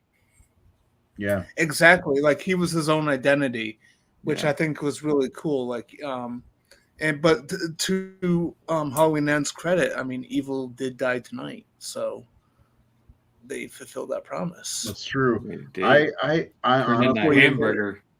I honestly, in watching this, wanted to see more of Corey as the killer than I would have. I think I would have preferred this to be like a mantle thing. Like, we always keep talking about, are they going to pass the mantle on in this movie? I think it would have been kind of cool to continue, because Seth, we talk about the possibility of a Halloween movie that is a sequel to the original movie that has nothing to do with Laurie Strode. I mean, imagine if this takes place 40 years later and Corey Cunningham is now the town pariah and Michael reappears. I mean, I just feel like this could have been a great sequel to the original movie. I don't know. If it was framed a little bit differently, it could have worked as a sequel to Halloween. But, well, I feel like there shouldn't have really been a partnership to begin with. I feel like Corey should have had a story. He should have snapped on his own. Mm-hmm. And Michael is that looming presence in the background, the even bigger threat. He's the bigger shark. And so you had Corey doing what he was doing out of his revenge, but there's also this in the background. There's this threat of something even bigger with Michael Myers. That's just my. I'll tell you what, Nate. If you want to record a little video telling us everything that you think of it and send it to me, I can play it on Wednesday. If you're up for it. Well, I mean, the truth is, if you pushed it a week, because this is my last class on Wednesday. I mean, what we could do, Seth, if you're up for it, we could just flip them and do Halloween 2018 kills, then ends, and it'll be 2 weeks from Wednesday. Because we're going like reverse order, but there's no really stick. I don't think. What do you think, Seth? Because I know how much you enjoy this one, and you have a different perspective. Seth. That's totally up to you. I think you guys do it because you know I talk too goddamn much. Yeah, but you got things to say. I mean, there's no talking too much when you got things to say, in my opinion. Because I talk too much too. I talked to a woman on the phone for 7 hours the other night. Didn't go to bed till 6 in the morning. Talking about Halloween ends. Talking about Well, Halloween ends. Yeah, that was all about Halloween ends. Well, another thing though is like we start at 9 my time. Do you still have that time limit during the weekday? Yeah, I can't do that. Yeah. So you guys do your thing. I'll chime in. Yeah, we may swing back around to Halloween ends at some point anyway. Another thing we can do is definitely plug your article that you wrote with the A24. I plan on resharing that actually on Wednesday on the Facebook page. So yeah, absolutely, it's a good article, good read. Yeah, both of them were because you did one too, didn't you? Yeah. Yeah, I think so. You both did an article for, and both pretty good reads. Anyway, so next week on the Discourse show, the big show, we got Aliens, which is going to be interesting because Seth is a big fan, I'm guessing, right? Yes, absolutely. And then Nate and I didn't grow up with this, but I guess we appreciate it and like it, right? Oh, as I said, it's a masterpiece of the science fiction genre. Like you can't get around it. Like it's James Cameron. It's one of his best films. He's one of the best filmmakers. It's such like it's so iconic. I mean, so much of this film, when people think of a line from this franchise, I think it's this movie, right? I mean, "Get Away from Her, You Bitch" is like iconic, and then just the movie made Lance Henriksen really a star, in my opinion. I think Game Over, of course. Game Over, man. Yeah, like I think a lot of people, when they think of Bill Paxton, they think about this movie. Even though he did a lot of stuff. Yeah, he's in a ton of stuff, but I mean, I personally think of that Titanic movie, but whatever. I think it's probably, I mean, and then like real diehard horror fans probably think of Near Dark, but I think when people, I love Twister too. Well, he's in so much, and Frailty. Frailty's great, actually. Yeah, he's in a lot of good stuff. Plus, he's in Terminator. Oh, Weird Science, Chet. Chet, yes. Yeah, but I think this is probably, I think this is the first big, like when he really stood out, because he'd done like that movie Mortuary, and he did Streets of Fire, and oh my God, Mortuary. That's right. Terminator. He had small parts in those movies. But I think Aliens was the movie that he became a star, and then of course after that he did Weird Science, or Weird Science came out the same year, did it? 86, yeah. Okay. I just love Chet. Yeah. Make yourself one, dickweed. I think he made himself out to be that way because his name was fucking Chet. Like, who? That's like one of the weirdest names. And if anybody is named Chet, I'm sorry. It's just not popular. That line, do you have any ideas? They're snowing in my room, goddammit. I like when his brother wakes up and he's wearing women's underwear, and he just stops and turns around. Like and I know what you're thinking, Chet. I love that movie. Next thing you know, you'll be wearing a bra on your head. Yeah. Weird Science is awesome. That's not a joke. That is a mental disorder. He's doing great, man. I love that. I love when he opens the door and his grandparents are sitting there frozen. He goes, hi, Mammy. Hi, Grammy. Yeah. I'm not a moron, Was that my grandparents? What are they doing? You think they're having fun being catatonic in a closet? That's a classic fucking 80s movie. I showed that to my kids not too long ago. Bill Paxton was Elizabeth's favorite actor, and it was weird that he died a couple days before she did. So I just I had to say that because I always think about that because she loved Twister so much. and I don't Yeah. understand why. I love Twister, man. I like it, but it's That's- you know how many times I've seen that movie because of her. Well, it's a guilty pleasure. And again, it goes back to that team. I really love the team and hanging out with them. Mm. You know, you had Philip Seymour Hoffman as Dusty and Alan Ruck and Todd Fields, and it's just I don't know. I've always liked Storms. I've always been kind of and I saw it on my birthday. It came out my birthday that year. Not me. My mom and I went and saw it, and there was a storm right after. We're back under a tornado watch. So. See, I'm like my dad's the kind of guy that goes out on the porch when there's a tornado warning. Like, you gotta see this shit. Yeah. Is something gonna happen or not? Anyway, yeah. Twister. Twister's a good movie. Don't get me wrong. Elizabeth watched it a lot. She had 3 movies that she rotated between: Twister, The Fifth Element, and Pirates of the Caribbean. So interesting to see the sequel because I saw that the guy that made Minari is directing it, which is very out of the ordinary. Sequel to Twister? Yeah, Twisters. Of course. And then the cast is like really pretty impressive. Like, but just the filmmaker, the guy. I mean, he made this really great, drama with Will Patton and Stephen Ewan, and now he's making Twisters. And it's like, well, I wonder what we're in store for there because I can't. Oh, but then again, I mean, Hollywood just keeps getting these great indie filmmakers and throwing them a blockbuster, and they're hit and miss. I'll see it at some point, I'm sure.